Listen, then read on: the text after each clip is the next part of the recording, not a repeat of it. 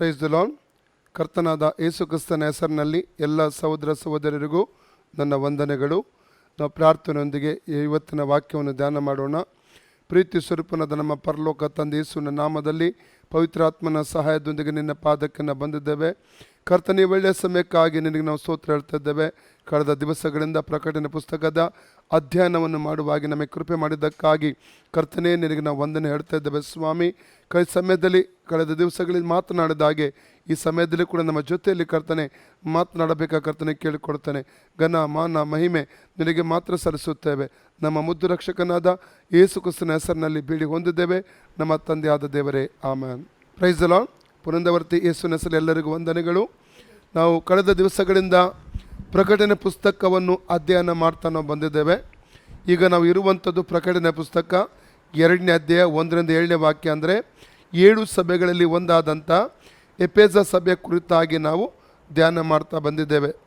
ನಾವು ಪುನಃ ಇಲ್ಲಿ ನಾವು ನೋಡುವಂಥದ್ದು ಈ ಸಭೆಯ ಕುಂದುಕೊರತೆಗಳನ್ನು ಎತ್ತಿ ಹೇಳುವುದಕ್ಕಿಂತ ಮುಂಚಿತವಾಗಿ ಕರ್ತನಾದ ಯೇಸು ಸ್ವಾಮಿ ಈ ಸಭೆಯಲ್ಲಿರುವಂತಹ 6 ವಿಧವಾದ ಒಳ್ಳೆಯ ಸಂಗತಿಗಳನ್ನು ಅವುಗಳಿಗೆ ಎತ್ತಿ ತೋರಿಸಿ ಅಲ್ಲಿ ಆ ಸಭೆಯನ್ನು ಆತನು ಪ್ರಶಂಸಿಸುವಂಥದ್ದನ್ನು, ಅಲ್ಲಿ ಪ್ರೋತ್ಸಾಹಿಸುವಂಥದ್ದನ್ನು ಕೂಡ ಅಲ್ಲಿ ನಾವು ಕಾಣಲಿಕ್ಕೆ ನಮಗೆ ಸಾಧ್ಯ. ನಾವು ಪುನಃ ಪ್ರಕಟಣೆ 2ನೇ ಅಧ್ಯಾಯ 2 ಮತ್ತು 3ನೇ ವಾಕ್ಯ ನಾವು ತಿರುಗಿ ಓದುವ. ಅಲ್ಲಿ 6 ಆ ಸಭೆಯಲ್ಲಿರುವಂಥ ಒಳ್ಳೆಯ ಸಂಗತಿಗಳ ಬಗ್ಗೆ ನಾವು ಧ್ಯಾನಿಸ್ತಾ ಇದ್ದೇವೆ. ನಿನ್ನ ಕೃತ್ಯಗಳನ್ನು ಪ್ರಯಾಸವನ್ನು ತಾಳ್ಮೆಯನ್ನು ಬಲ್ಲೆನು, ಕೃತ್ಯವನ್ನು ನಿನ್ನ ಪ್ರಯಾಸಗಳನ್ನು ತಾಳ್ಮೆಯನ್ನು ಬಲ್ಲೆನು. ನೀನು ದುಷ್ಟರನ್ನು ಸಹಿಸಲಾರಿ, ಅಪೊಸ್ತಲರಲ್ಲದಿದ್ದರೂ ತಮ್ಮನ್ನು ಅಪೊಸ್ತಲರೆಂದು ಹೇಳಿಕೊಳ್ಳುವವರನ್ನು ನೀನು ಪರೀಕ್ಷಿಸಿ ಅವರನ್ನು ಸುಳ್ಳುಗಾರರೆಂದು ಕಂಡುಕೊಂಡಿ. ಅವರನ್ನು ಪರೀಕ್ಷಿಸಿ ಸುಳ್ಳುಗಾರರೆಂದು ತಿಳ್ಕೊಂಡು ಸಾಕು. ಇದು 5ನೇ ವಿಚಾರವಾಗಿದೆ. ಈ 5ನೇ ವಿಚಾರವನ್ನು ಕಳೆದ ದಿವಸಗಳಿಂದ ನಾವು ಧ್ಯಾನ ಮಾಡ್ತಾ ಬಂದಿದ್ದೇವೆ. ಈ ಸಭೆಗಿದ್ದಂಥ ಒಂದು ಉತ್ತಮವಾದಂಥ ವರ ಎಂದರೆ, ಗಿಫ್ಟ್ ಎಂದರೆ, ಪವಿತ್ರಾತ್ಮನ ವರ ಎಂದರೆ ಅದು ಸತ್ಯಾತ್ಮವನ್ನು ವಿವೇಚಿಸುವಂಥ ಒಂದು ವರ ಎಂಬುದಾಗಿ ನಾವು ತಿಳಿದುಕೊಳ್ಳತಕ್ಕದ್ದು ಪ್ರಿಯರೇ. ಆದಾಗ ಇವತ್ತು ಕೂಡ ನಾವು ಕೊನೆಯ ದಿವಸಗಳಲ್ಲಿ ಜೀವನ ಮಾಡ್ತಾ ಇದ್ದೇವೆ. ಯೇಸು ಸ್ವಾಮಿಯ ರಹಸ್ಯಭರಣ ಹತ್ತಿರ ಇದೆ. ಅನೇಕ ಗುರುತುಗಳ ಮೂಲಕವಾಗಿ ನಾವು ತಿಳ್ಕೊಳ್ತಾ ಇದ್ದೇವೆ. ಆದರೆ ಇವತ್ತಿನ ದಿನಮಾನಗಳಲ್ಲಿ ಕರ್ತನಾದ ಯೇಸು ಕ್ರಿಸ್ತನ ಹೊಸ ಒಡಂಬಡಿಕೆಯ ಸಭೆಗೆ ಈ ಒಂದು ವರ ಸತ್ಯಾತ್ಮಗಳನ್ನು ವಿವೇಚಿಸುವಂಥ ವರ ಅತಿ ಪ್ರಾಮುಖ್ಯವಾಗಿ ಬೇಕು. ನಾವು ಕಳೆದ ದಿವಸಗಳಲ್ಲಿ 5 ವಿಧವಾದ ಸೇವಾ ವರಗಳು ಎಫೆಸ 4:11 ವಾಕ್ಯದ ಆಧಾರದಲ್ಲಿ ಕಲಿತೆವು. ಅಪೊಸ್ತಲ, ಪ್ರವಾದಿ, ಸುವಾರ್ತಿಕ, ಸಭಾಪಾಲಕ ಮತ್ತು ಬೋಧಕ ಎಂಬುದಾಗಿ ಹೇಳುವ 5 ಸೇವಾ ವರಗಳ ಕುರಿತಾಗಿ ನಾವು ಧ್ಯಾನ ಮಾಡಿದೆವು. ಈಗ ನಿನ್ನೆಯಿಂದ ನಾವು ಧ್ಯಾನ ಮಾಡುವಂಥ ವಿಚಾರ, ಹೇಗೆ ಒರಿಜಿನಲ್ 5 ವಿಧವಾದ ಸೇವಾ ವರಗಳಿವೆಯೋ ಅದೇ ರೀತಿಯಲ್ಲಿ ಡೂಪ್ಲಿಕೇಟ್ ಅಂದರೆ ಕೃತಕವಾದ ಒಂದು ಕೋಟ ಎಂಬುದಾಗಿ ಹೇಳುವ ಒಂದು ಸೇವೆಗಳು ಇದೆ ಎಂಬುದಾಗಿ ನಾವು ತಿಳ್ಕೊಳ್ಳತಕ್ಕದ್ದು. 5 ಸೇವಾ ವರಗಳು ಪವಿತ್ರಾತ್ಮನ ಮೂಲಕವಾಗಿ ಕೊಡಲ್ಪಟ್ಟು ಉಪಯೋಗಿಸಲ್ಪಡುವುದಾದರೆ 5 ಕೃತಕವಾದ ಒಂದು ಸೇವಾ ವರಗಳು ಅದು ಸೈತಾನನಿಂದ ಉಪಯೋಗಿಸಲ್ಪಡುತ್ತವೆ. ಯಾಕಂದರೆ ದೇವಜನರನ್ನು, ಸಭೆಯನ್ನು ವಂಚಿಸಿ ಅವರ ನಂಬಿಕೆಯನ್ನು ನಷ್ಟಪಡಿಸುವುದಕ್ಕಾಗಿ ಎಂಬುದಾಗಿ ನಾವು ಚೆನ್ನಾಗಿ ತಿಳಿದುಕೊಳ್ಳತಕ್ಕದ್ದು. ನಿನ್ನೆ ದಿವಸ ಅಪೊಸ್ತಲಿಕ ಸೇವೆಯ ಕುರಿತಾಗಿ ನಾವು ಅನೇಕ ಸಂಗತಿ ಕಲಿತಿದ್ದೇವೆ. ನಾವು ಅಪೊಸ್ತಲರ ಒಂದು ಗುಣಲಕ್ಷಣಗಳ ಕುರಿತು ಕಲಿತಿದ್ದೇವೆ. ಎಲ್ಲಕ್ಕಿಂತ ಹೆಚ್ಚಾಗಿ ಅಪೊಸ್ತಲರ ಸೇವೆಯ ಕುರಿತಾಗಿ ಕೂಡ ನಾವು ಕಲಿತಿದ್ದೇವೆ. ಇವತ್ತು ಅಪೊಸ್ತಲರ ಸೇವೆ ಮಾತ್ರವಲ್ಲ, ಅಪೊಸ್ತಲರ ಜವಾಬ್ದಾರಿಗಳ ಕುರಿತಾಗಿ ಸ್ವಲ್ಪ ಹೊತ್ತು ಕಲಿತು ನಾವು ನಮಗಿರುವಂಥ ಸಮಯದಲ್ಲಿ ನಾವು ಮುಂದುವರಿಯೋಣ ಪ್ರಿಯರೇ. ಇಲ್ಲಿ ಅಪೊಸ್ತಲರ ಸೇವೆ ಮತ್ತು ಜವಾಬ್ದಾರಿಗಳ ಕುರಿತಾಗಿ ಧ್ಯಾನಿಸುವುದಾದರೆ ಮಾರ್ಕನ ಸುವಾರ್ತೆ 3ನೇ ಅಧ್ಯಾಯ 14-15ನೇ ವಾಕ್ಯ 1ನೇದಾಗಿ ಓದಿಕೊಳ್ಳೋಣ. ಅಲ್ಲಿ 3 ವಿಷಯಗಳ ಕುರಿತಾಗಿ ಆ ವಾಕ್ಯ ಹೇಳ್ತದೆ. Mark chapter 3 14-15. ಆತನು 12 ಮಂದಿಯನ್ನು ಆರಿಸಿ ಅವರು ತನ್ನ ಸಂಗಡ ಇರಬೇಕೆಂತಲೂ, 1ನೇದಾಗಿ ಅವರು ತನ್ನ ಸಂಗಡ ಇರಬೇಕೆಂತಲೂ, ದೆವ್ವಗಳನ್ನು ಬಿಡಿಸುವ ಅಧಿಕಾರವುಳ್ಳವರಾಗಿ ಸುವಾರ್ತೆಯನ್ನು ಸಾರುವುದಕ್ಕೆ ತಾವು ಅವರನ್ನು ಕಳಿಸುವೆನೆಂತಲೂ ಆ 12 ಮಂದಿಯನ್ನು ಆರಿಸಿ ನೇಮಿಸಿದನು. ಇಲ್ಲಿ 12 ಜನರ ಕುರಿತಾಗಿ ನಿನ್ನೆ ಕೂಡ ನಾವು ಕಲಿತಿದ್ದೆ. ಮಾರ್ಕ 6:30ನೇ ವಾಕ್ಯದಲ್ಲಿ ಕೂಡ, ಲೂಕ 6:13, ಲೂಕ 9:1 ಆಧಾರದಲ್ಲಿ ಕಲಿತಿದ್ದೇವೆ. ಅವರು ಅಪೊಸ್ತಲರೆಂಬಂಥ ಹೆಸರುಗಳನ್ನು ಕೂಡ ಅವರಿಗೆ ಅಲ್ಲಿ ಇಟ್ಟನೆಂಬುದಾಗಿ ಕೂಡ ನಾವು ಅಲ್ಲಿ ಕಾಣಲಿಕ್ಕೆ ನಮಗೆ ಸಾಧ್ಯ. ಇಲ್ಲಿ 3 ಸಂಗತಿಗಳು. ಒಬ್ಬ ಅಪೊಸ್ತಲನು ಯಾವಾಗಲೂ ಕರ್ತನ ಜೊತೆಯಲ್ಲಿ ಅನ್ಯೋನ್ಯವಾಗಿರುತ್ತಾನೆ. ಅಪೊಸ್ತಲನು ದೇವರೊಂದಿಗೆ ಸಮಯವನ್ನು ಕಳೆಯುವನಾಗಿರುತ್ತಾನೆ. ಅದಕ್ಕಾಗಿ ದೇವರಲ್ಲಿ ನೇಮಕ ಮಾಡಿರುವಂಥದ್ದನ್ನು ಕೂಡ ಅಲ್ಲಿ ಕಾಣ್ತೇವೆ. ಎರಡನೇದಾಗಿ, ದೆವ್ವಗಳನ್ನು ಬಿಡಿಸುವಂಥ ಒಂದು ಅಧಿಕಾರ ಅಪೊಸ್ತಲಿಕ ಸೇವೆಗೆ ಇರುತ್ತದೆಂಬುದಾಗಿ ನಾವು ಚೆನ್ನಾಗಿ ನಾವು ತಿಳಿದುಕೊಳ್ಳತಕ್ಕದ್ದು. ಮಾತ್ರವಲ್ಲ, ಅಪೊಸ್ತಲರು ಸ್ವಾರ್ಥೆಯನ್ನು ಸಾರುವವರಾಗಿರುತ್ತಾರೆ. ಸ್ವಾರ್ಥೆಯನ್ನು ಸಾರುವಂಥ ಆತ್ಮವುಳ್ಳವರಾಗಿ ಯಾವಾಗಲೂ ಇರುವಂಥದ್ದನ್ನು ನಾವು ಕಾಣಲಿಕ್ಕೆ ನಮಗೆ ಸಾಧ್ಯವಾಗುತ್ತದೆ. ನಾವು ಅಪೊಸ್ತಲಕೃತ್ಯ ಇಡೀ 28 ಅಧ್ಯಾಯಗಳನ್ನು ಓದುವುದಾದರೆ ಅಲ್ಲಿ ಅಪೊಸ್ತಲರ ಮೂಲಕ ಅನೇಕ ಪಟ್ಟಣಗಳಿಗೆ, ಅನೇಕ ದೇಶಗಳಿಗೆ, ಅನೇಕ ಪ್ರಾಂತ್ಯಗಳಿಗೆ ಸುವಾರ್ಥ ಸೇವೆ ಹರಡುವಂಥದ್ದನ್ನು ಅಲ್ಲಿ ನಾವು ಕಾಣಲಿಕ್ಕೆ ನಮಗೆ ಸಾಧ್ಯವಾಗ್ತದೆ. ಯೆಶಾಯನ ಪುಸ್ತಕ 57 ವಾಕ್ಯ ಹೇಳ್ತದೆ, ಶುಭ ವರ್ತಮಾನವನ್ನು ಸಾರುವಂಥ ದೂತನ ಪಾದಗಳು ಎಷ್ಟು ಅಂದವಾಗಿವೆ ಎಂಬುದಾಗಿ ಅಲ್ಲಿ ನಾವು ಕಾಣಲಿಕ್ಕೆ ನಮಗೆ ಸಾಧ್ಯ. ಹೀಗೆ 3 ವಿಷಯಗಳಲ್ಲಿ ನಾವು ಕಾಣ್ತಾ ಇದ್ದೇವೆ. 4ನೇದಾಗಿ ನಾವು ಮುಂದಕ್ಕೆ ನೋಡುವ ಅಪೊಸ್ತಲರ ಕೃತ್ಯ 4ನೇ ಅಧ್ಯಾಯ 33ನೇ ವಾಕ್ಯ. ಕರ್ತನಾದ ಯೇಸು ಕ್ರಿಸ್ತನ ಪುನರುತ್ಥಾನಕ್ಕೆ ಅವರು ಬಲವಾದ ಸಾಕ್ಷಿಯನ್ನು ಕೊಡುವರಾಗಿರುತ್ತಾರೆ. ಕರ್ತನಾದ ಯೇಸು ಜೀವಂತನಾಗಿ ಎದ್ದು ಬಂದನೆಂಬುದಕ್ಕೆ ಅಪೊಸ್ತಲರು ಬಹು ಬಲವಾಗಿ ಸಾಕ್ಷಿ ಹೇಳುತ್ತಿದ್ದರು. ಅಂದ್ರೆ ಕರ್ತನಾದ ಯೇಸು ಕ್ರಿಸ್ತನ ಪುನರುತ್ಥಾನಕ್ಕೆ ಬಲವಾದ ಒಂದು ಸಾಕ್ಷಿ ಅವರಲ್ಲಿ ಕೊಡುವಂಥದ್ದನ್ನು ಇಲ್ಲಿ ನಾವು ಕಾಣಲಿಕ್ಕೆ ನಮಗೆ ಸಾಧ್ಯ. ಸೈತಾನನ ಒಂದು ಉದ್ದೇಶ ಏನು ಗೊತ್ತುಂಟ? ಯೇಸು ಸ್ವಾಮಿ ಎದ್ದು ಬಂದದರ ಕುರಿತಾಗಿ ಲೋಕಕ್ಕೆ ತಿಳಿಯಬಾರದು, ಆತ ಜೀವಿಸುತ್ತಾನೆಂಬುದಾಗಿ ಲೋಕಕ್ಕೆ ತಿಳಿಯಬಾರದೆಂಬುದಾಗಿ ಆತನ ಉದ್ದೇಶವಾಗಿದೆ. ಅದಕ್ಕಾಗಿ ಆ ದಿನಮಾನಗಳ ಯೇಸು ಶಿಲುಬೆಯಲ್ಲಿ ಪ್ರಾಣ ಕೊಟ್ಟ ದಿನಮಾನಗಳಲ್ಲೇ ಪುನರುತ್ಥಾನಕ್ಕೆ ಮುಂಚೆನೇ ಅಲ್ಲಿ ಅವರು ಏನು ಸುಳ್ಳು ಸುದ್ದಿಯನ್ನು ಹಬ್ಬಿಸುವಂಥದ್ದನ್ನು ಕೂಡ ಅಲ್ಲಿ ನಾವು ಕಾಣಲಿಕ್ಕೆ ನಮಗೆ ಸಾಧ್ಯವಾಗ್ತದೆ. ಸೈತಾನ ಯೇಸು ಸ್ವಾಮಿ ಜೀವಂತವಾಗಿದ್ದಾನೆಂಬಂಥ ಸಂದೇಶ ಸಾರುವಾಗ ಅವನು ಅದಕ್ಕೆ ವಿರೋಧಿಸುತ್ತಾನೆ, ಅದಕ್ಕೆ ವಿರುದ್ಧವಾಗಿ ನಿಲ್ಲುವಾತನೆಂಬುದಾಗಿ ನಾವು ಚೆನ್ನಾಗಿ ತಿಳ್ಕೋಬೇಕು. ಅದರ ಅಪೊಸ್ತಲರು ಧೈರ್ಯದ ಆತ್ಮವುಳ್ಳವರಾಗಿ ನೋಡಿ, ಅಪೊಸ್ತಲರ ಕೃತ್ಯ 4ನೇ ಅಧ್ಯಾಯ 13-20 ವಾಕ್ಯ ಓದಿದ್ರೆ, ಪೇತ್ರ ಯೋಹನ್ನರು ಅಪೊಸ್ತಲರಾಗಿದ್ದರು. ಅವರು ವಿದ್ಯಾಭ್ಯಾಸ ಇಲ್ಲದವರೆಂಬುದಾಗಿ ಅವ್ರಿಗೆ ಗೊತ್ತಾದರೂ ಕೂಡ ಶಾಸ್ತ್ರಿ ಪೈಸಾಯಿಗೆ ಕೊನೆಗೆ ಆಶ್ಚರ್ಯ ಕೂಡ ಆಯಿತು. ಅವರು ಯೇಸು ಕ್ರಿಸ್ತನ ಕುರಿತು ಮಾತಾಡಬಾರದು, ಆತನ ಹೆಸರು ಎತ್ತಬಾರದೆಂಬಂಥ ಆಜ್ಞೆಯನ್ನು ಅಲ್ಲಿ ಕೊಡುವುದು ನೋಡ್ತಾ ಸಿಕ್ಕಿದ್ರೆ ಓದಿ ವಾಕ್ಯವನ್ನು. ಪೇತ್ರ ಯೋಹಾನರು ಧೈರ್ಯದಿಂದ ಮಾತನಾಡುವುದನ್ನು ಆ ಸಭಿಕರು ನೋಡಿ ಅವರು ಶಾಸ್ತ್ರಾಭ್ಯಾಸ ಮಾಡದ ಸಾಧಾರಣರೆಂದು ತಿಳಿದು ಆಶ್ಚರ್ಯಪಟ್ಟರು. ಇವರು ಯೇಸುವಿನ ಸಂಗಡ ಇದ್ದವರೆಂದು ಗುರುತು ಹಿಡಿದರು. ಮತ್ತು ಕ್ಷೇಮ ಹೊಂದಿದ ಆ ಮನುಷ್ಯನು ಅವರ ಕೂಡ ನಿಂತಿರುವುದನ್ನು ನೋಡಿ ಪ್ರತಿಯಾಗಿ ಏನೂ ಮಾತನಾಡಲಾರದೆ ಇದ್ದರು. ಆಮೇಲೆ ಸಭೆಯಿಂದ ಸ್ವಲ್ಪ ಹೊರಗೆ ಹೋಗಿರೆಂದು ಅವರಿಗೆ ಅಪ್ಪಣೆ ಕೊಟ್ಟು, ಈ ಮನುಷ್ಯರಿಗೆ ನಾವೇನು ಮಾಡೋಣ? ಪ್ರಸಿದ್ಧವಾದ ಒಂದು ಸೂಚಕ ಕಾರ್ಯವು ಇವರ ಮೂಲಕವಾಗಿ ನಡೆಯಿತೆಂಬುದು ಯೆರೂಸಲೇಮಿನಲ್ಲಿ ವಾಸ ಮಾಡುವವರೆಲ್ಲರಿಗೂ ಗೊತ್ತಾಯಿದೆ ಅಷ್ಟೇ. ಅದು ಆಗಲಿಲ್ಲವೆಂಬುದಕ್ಕಾಗದು. ಆದರೆ ಇದು ಜನರಲ್ಲಿ ಇನ್ನೂ ಹಬ್ಬದಂತೆ ಮುಂದೆ ಆ ಹೆಸರನ್ನು ಎತ್ತಿ ಯಾರ ಸಂಗಡಲೂ ಮಾತನಾಡಬಾರದೆಂದು ಅವರನ್ನು ಬೆದರಿಸೋಣ ಎಂಬುದಾಗಿ ಒಬ್ಬರು ಆಲೋಚನೆ ಮಾಡಿಕೊಂಡು ಅವರನ್ನು ಕರೆಯಿಸಿ ಆ ಯೇಸುವಿನ ಹೆಸರನ್ನು ಎತ್ತಿ ಹೇಗೂ ಮಾತನಾಡಬಾರದು, ಉಪದೇಶ ಮಾಡಲೂ ಬಾರದು ಎಂದು ಅವರಿಗೆ ಖಂಡಿತವಾಗಿ ಅಪ್ಪಣೆ ಕೊಟ್ಟರು. ನೋಡಿ, ಯೇಸು ಕ್ರಿಸ್ತನ ಹೆಸರಿನಲ್ಲಿ ಮಾತನಾಡಿದ್ರೆ ಏನಾಗ್ತದೆ? ಜನರು ಮಾನಸಾಂತರ ಪಡ್ತಾರೆ, ಜನರಿಗೆ ಕನ್ವಿಕ್ಷನ್ ಉಂಟಾಗ್ತದೆ, ಸತ್ಯವನ್ನು ಅವರು ತಿಳ್ಕೊಳ್ಳುತ್ತಾರೆ, ಅವರ ಜೀವಿತ ನಿರೀಕ್ಷೆ ಉಂಟಾಗ್ತದೆ. ಇದಕ್ಕಾಗಿ ಸೈತಾನ ಏನು ಮಾಡ್ತಾನೆ ಗೊತ್ತು? ಸೈತಾನ ನೇರವಾಗಿ ಬಂದು ಕ್ರಿಯೆ ಮಾಡಲ್ಲ, ವ್ಯಕ್ತಿಗಳ ಮೂಲಕವಾಗಿ ಸೈತಾನ ಕ್ರಿಯೆ ಮಾಡ್ತಾನೆ. ಅದೇ ಸೈತಾನ ಇವತ್ತಿನ ದಿನಮಾನಗಳಲ್ಲೂ ಕೂಡ ಆತನ ಪುನರುತ್ಥಾನಕ್ಕೆ ವಿರೋಧವಾಗಿ ಕ್ರಿಯೆಗಳನ್ನು ಮಾಡುವಂಥದ್ದನ್ನು ನಾವು ಕಾಣಲಿಕ್ಕೆ ನಮಗೆ ಸಾಧ್ಯವಾಗ್ತದೆ. 5ನೇದಾಗಿ ಅಪೊಸ್ತಲರ ಸೇವೆ ಕುರಿತಾಗಿ, ಜವಾಬ್ದಾರಿ ಕುರಿತಾಗಿ ನಾವು ತಿಳ್ಕೊಳ್ಳೋದಾದರೆ, ಅಪೊಸ್ತಲರ ಕೃತ್ಯ 20ನೇ ಅಧ್ಯಾಯ 17ನೇ ವಾಕ್ಯದಿಂದ 34ನೇ ವಾಕ್ಯದವರೆಗೆ ಓದಿದ್ರೆ, ಅದು ಓದೋದು ಬೇಡ, ಅಲ್ಲಿ ಮಿಲೇತಕ್ಕೆ ಬಂದು ಆತನ 3ನೇ ಮಿಷನರಿ ಜರ್ನಿಯಲ್ಲಿ ಆತ ಒಟ್ಟಿಗೆ 4 ಮಿಷನರಿ ಜರ್ನಿಗಳನ್ನು ಅಥವಾ ಮಿಷನರಿ ಪ್ರಯಾಣಗಳನ್ನು ಮಾಡಿದ. ಆ ಮಿಷನರಿ ಪ್ರಯಾಣದಲ್ಲಿ ಮುಖ್ಯವಾಗಿ ಸಭೆಗಳನ್ನು ಸ್ಥಾಪಿಸಿದ ಮತ್ತು ದೇವಜನರನ್ನು ಆತನು ಬಲಪಡಿಸಿ ನಂಬಿಕೆಯಲ್ಲಿ ದೃಢಪಡಿಸಿ ನಿಲ್ಲಿಸುವಂಥದ್ದನ್ನು ಕೂಡ ಅಲ್ಲಿ ನಾವು ಕಾಣಲಿಕ್ಕೆ ನಮಗೆ ಸಾಧ್ಯ. ಈ ಮಿಷನರಿ ಜರ್ನಿಗಳಲ್ಲಿ, ಈ ಪ್ರಯಾಣಗಳಲ್ಲಿ ಅನೇಕ ಹೋರಾಟಗಳನ್ನು ಆತ ಎದುರಿಸುವಂಥ ಸನ್ನಿವೇಶ ಬಂತು. ಅದನ್ನು ನಾವು 2 ಕೊರಿಂಥ 11ನೇ ಅಧ್ಯಾಯದಲ್ಲಿ 21ನೇ ವಾಕ್ಯದಿಂದ 28 ವಾಕ್ಯದ ಓದಬಹುದು.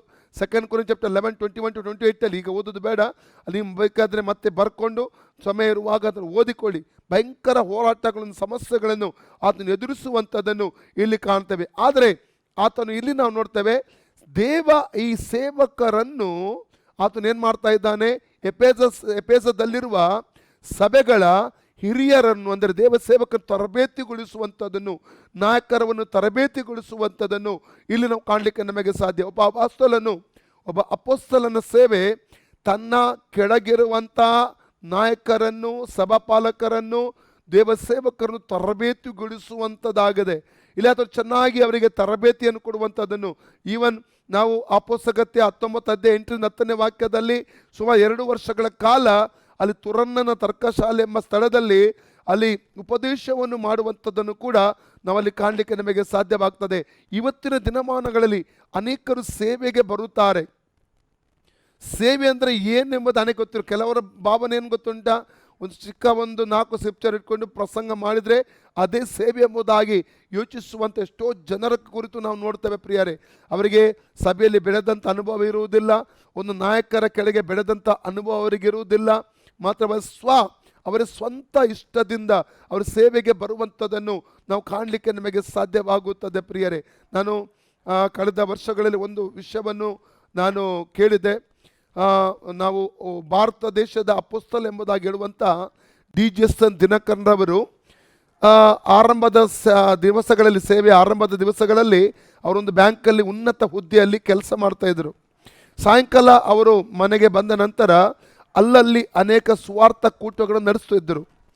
ಆ ದಿನಮಾನಗಳಲ್ಲಿ ಪ್ರಾರ್ಥಿಸುವ ಸಂದರ್ಭದಲ್ಲಿ ಯೇಸುಸ್ವಾಮಿ ಅವರ ಜೊತೆ ಮಾತನಾಡಿ ಸ್ಪಷ್ಟವಾಗಿ ಹೇಳಿದರು, ಮಗನೇ ನೀನು ಪೂರ್ಣ ಸೇವೆಗೆ ಬರಬೇಕು. ಆಗ ಅವರು ಹೇಳಿದರು, ಅಪ್ಪ ನಾನು ಈಗಾಗಲೇ ನಿನ್ನ ಸೇವೆಯನ್ನು ಮಾಡ್ತಾ ಇದ್ದೇನಲ್ಲ, ಇಲ್ಲ ನೀನು ಇರುವಂಥ ಕೆಲಸ ಬಿಟ್ಟು ನನ್ನ ಸೇವೆಗೆ ಪೂರ್ಣವಾಗಿ ಇಳಿಯಬೇಕೆಂಬುದಾಗಿ ಕರ್ತನು ಸ್ಪಷ್ಟವಾಗಿ ಅವರ ಜೊತೆ ಮಾತನಾಡಿದ. ಆಗ ಅವರು ದುಃಖದಿಂದ ಯೇಸುಸ್ವಾಮಿ ನೋಡಿ ಹೇಳ್ತಾ ಇದ್ದಾರೆ, ಅಪ್ಪ ಅನೇಕರು ಅವರು ಇರುವಂಥ ಕೆಲಸ ಬಿಟ್ಟು ಇವತ್ತು ಸ್ವಾರ್ಥ ಸೇವೆಗೆ ಬಂದಿದ್ದಾರೆ. ಅನೇಕರಿಗೆ ಹಣ ಇಲ್ಲ ಕೈಯಲ್ಲಿ, ಅನೇಕರಿಗೆ ಮಕ್ಕಳಿಗೆ ವಿದ್ಯಾಭ್ಯಾಸಕ್ಕೆ ಹಣ ಇಲ್ಲ, ಅನೇಕರು ತೊಂದರೆಯನ್ನು ಅನುಭವಿಸ್ತಿದ್ದಾರೆ, ರೆಂಟ್ ಕೊಡಲಿಕ್ಕೆಲ್ಲ ಅನೇಕ ಕಷ್ಟಪಡಿಸ್ತಾ ಇದ್ದಾರೆ, ಆರ್ಥಿಕವಾಗಿ ತೊಂದರೆಯಲ್ಲಿದ್ದಾರೆ ಅನೇಕರು ಎಂಬುದಾಗಿ ಹೇಳಿದಾಗ ಯೇಸುಸ್ವಾಮಿ ಅವರು ನೋಡಿ ಹೇಳಿದರು, ಮಗನೇ ಇವತ್ತು ಯಾರು ತೊಂದರೆಯಲ್ಲಿ ಕೊರತೆಯಲ್ಲಿ ಇದ್ದಾರೆ ಎಂಬುದಾಗಿ ನೋಡ್ತಾ ಇದೆಯಲ್ಲ, ಅವರನ್ನು ನಾನು ಕರೆಯಲಿಲ್ಲ, ಅವರಾಗಿ ಅವರ ಸ್ವಂತ ಇಷ್ಟದಿಂದ ಬಂದದ್ದು. ಆದರೆ ನಿನ್ನನ್ನು ನಾನು ಕರೆದರೆ ನಿನ್ನನ್ನು ನಡೆಸುತ್ತೇನೆ. ನಿನ್ನನ್ನು ಮಾತ್ರವಲ್ಲ, ಯಾರನ್ನು ನಾನು ಸೇವೆ ಕರೀತೇನೋ ಅವರನ್ನು ಖಂಡಿತವಾಗಿ ನಡೆಸ್ತೇನೆ ಎಂಬುದಾಗಿ ಕರ್ತನ ದೇಶಸ್ವಾಮಿ ಅವರಿಗೆ ಹೇಳಿದನು. ಹೌದು ಪ್ರಿಯರೇ, ಆದ ಕಾರಣ ಇಲ್ಲಿ ಒಬ್ಬ ತರಬೇತು ಇಲ್ಲದೆ, ಒಂದು ಕರೆ ಇಲ್ಲದೆ, ಅಭಿಷೇಕ ಇಲ್ಲದೆ ಸುವಾರ್ಥ ಒಂದು ಸೇವೆಗೋಸ್ಕರವಾಗಿ ಯಾರು ಕೂಡ ಹಿಡಿಯಕೂಡದು. ಅಲ್ಲಲ್ಲಿಯ ನಾವು ಚೆನ್ನಾಗಿ ಇಲ್ಲಿ ಸೇವಕರನ್ನು ತರಬೇತಿಗೊಳಿಸುವಂಥ ಒಬ್ಬ ಅಪೊಸ್ತಲ ನಾಯಕನಾದ ಪೌಲನನ್ನು ಇಲ್ಲಿ ನಾವು ಕಾಣಲಿಕ್ಕೆ ನಮಗೆ ಸಾಧ್ಯವಾಗ್ತದೆ ಪ್ರಿಯರೇ. 6ನೇದಾಗಿ ಅವರ ಸೇವೆ ಮತ್ತು ಜವಾಬ್ದಾರಿ ಕುರಿತಾಗಿ ಅಪೊಸ್ತಲರ ನಾವು ತಿಳಿದುಕೊಳ್ಳುವುದಾದರೆ, ಅಪೊಸ್ತಲ ಕೃತ್ಯ 18:23 ವಾಕ್ಯ ಮೊದಲನಾಗಿ ಓದುವ, ಶಿಷ್ಯರನ್ನು ಅಥವಾ ಕ್ರೈಸ್ತ ವಿಶ್ವಾಸಗಳನ್ನು ಉಪದೇಶದ ಮೂಲಕವಾಗಿ ದೃಢಪಡಿಸುವಂಥದ್ದು.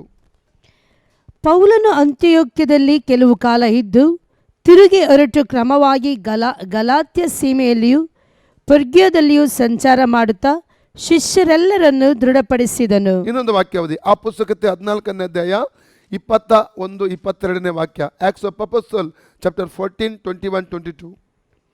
ಆ ಊರಿನಲ್ಲಿ ಅವರು ಸುವಾರ್ತೆಯನ್ನು ಸಾರಿ ಅನೇಕರನ್ನು ಶಿಷ್ಯರಾಗಿ ಮಾಡಿದ ಮೇಲೆ ಹಿಂತಿರುಗಿ ಲುಸ್ತ್ರಕ್ಕೂ ಇಕೋನ್ಯಕ್ಕೂ ಅಂತ್ಯೋಕ್ಯಕ್ಕೂ ಬಂದು ಶಿಷ್ಯರ ಮನಸ್ಸುಗಳನ್ನು ದೃಢಪಡಿಸಿದರು.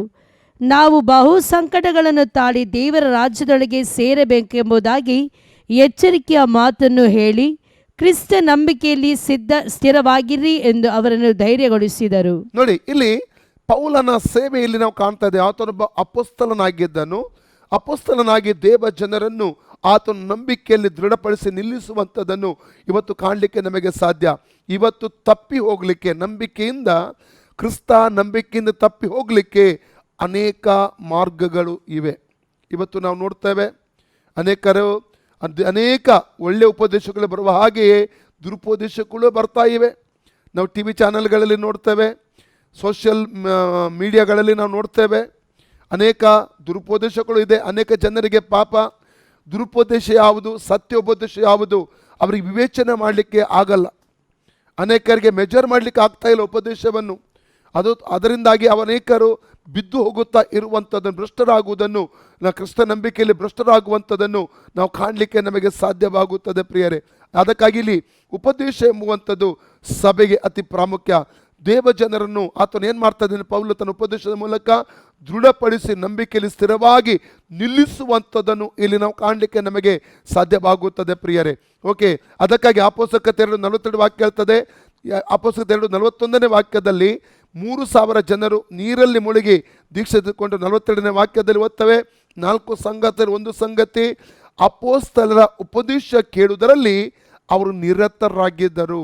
Price God. ಓಕೆ, 7ನೇದಾಗಿ ನಾವು ಮುಂದಕ್ಕೆ ಅಪೊಸ್ತಲರ ಸೇವೆ ಮತ್ತು ಜವಾಬ್ದಾರಿಯ ಕುರಿತಾಗಿ ನಾವು ನೋಡ್ತೇವೆ. ರೋಮಪುರದ ಪತ್ರಿಕೆ 1ನೇ ಅಧ್ಯಾಯ 1ನೇ ವಚನ ಓದಿಕೊಳ್ಳುವ. Book of Romans chapter 1:1. ಸ್ವಾರ್ಥ ಸೇವೆಯನ್ನು ಮಾಡುವಂಥದ್ದು. ಯೇಸು ಕ್ರಿಸ್ತನ ದಾಸನು ಅಪೊಸ್ತಲನಾಗುವುದಕ್ಕೆ ಕರೆಯಲ್ಪಟ್ಟವನು, ದೇವರ ಸುವಾರ್ತೆಯನ್ನು ಸಾರುವುದಕ್ಕೆ ನೇಮಕ ಮಾಡಲ್ಪಟ್ಟವನು ಆಗಿರುವ ಪೌಲನು. ನೋಡಿ ಎಂತ ಒಂದು ಮಾತು ನೋಡಿ, ದೇವರ ಸುವಾರ್ತೆಯನ್ನು ಸಾರುವುದಕ್ಕೆ ನೇಮಕ ಮಾಡಲ್ಪಟ್ಟ, ಅಪಾಯಿಂಟ್ ಮಾಡಿದವನು. ಆಂಗ್ಲ ಭಾಷೆಗೆ ಓದಿದ್ರೆ ಟು ಅಪಾಯಿಂಟ್, ಅದರ ಸ್ವಾರ್ಥ ಸಾರುವುದಕ್ಕಾಗಿ ದೇವರಿಂದ ಅಪಾಯಿಂಟ್ ಮಾಡಲ್ಪಟ್ಟವನೆಂಬುದಾಗಿ ಹೇಳ್ಪಟ್ಟಿದೆ. ನಾವು ಮ್ಯಾಥ್ಯೂ 28:19 ವಾಕ್ಯ ಓದುವುದಾದರೆ, ಯೇಸು ಸ್ವಾಮಿ ತನ್ನ ಪುನರುತ್ಥಾನದ ನಂತರ 40 ದಿವಸ ನಂತರ ಎಣ್ಣೆ ಮರಗಳ ಗುಡ್ಡದಿಂದ ಸ್ವರ್ಗಾರೋಹಣ ಆಗುವಂಥ ಸಂದರ್ಭದಲ್ಲಿ ಒಂದು ಆಲೋಚನೆಯನ್ನು ತನ್ನ ಶಿಷ್ಯರಿಗೆ, 12 ಜನ ಶಿಷ್ಯರಿಗೆ ಆತನು ಕೊಡುವಂಥದ್ದು ನಲ್ಲಿ ಕಾಣ್ತೇವೆ. ಓದಿ ಸಿಕ್ಕಿದ್ರೆ, ಆದ್ದರಿಂದ ನೀವು ಹೊರಟು ಹೋಗಿ ಎಲ್ಲಾ ದೇಶಗಳ ಜನರನ್ನು ಶಿಷ್ಯರನ್ನಾಗಿ ಮಾಡಿರಿ. ಅವರಿಗೆ ತಂದೆಯ ಮಗನ ಪವಿತ್ರಾತ್ಮನ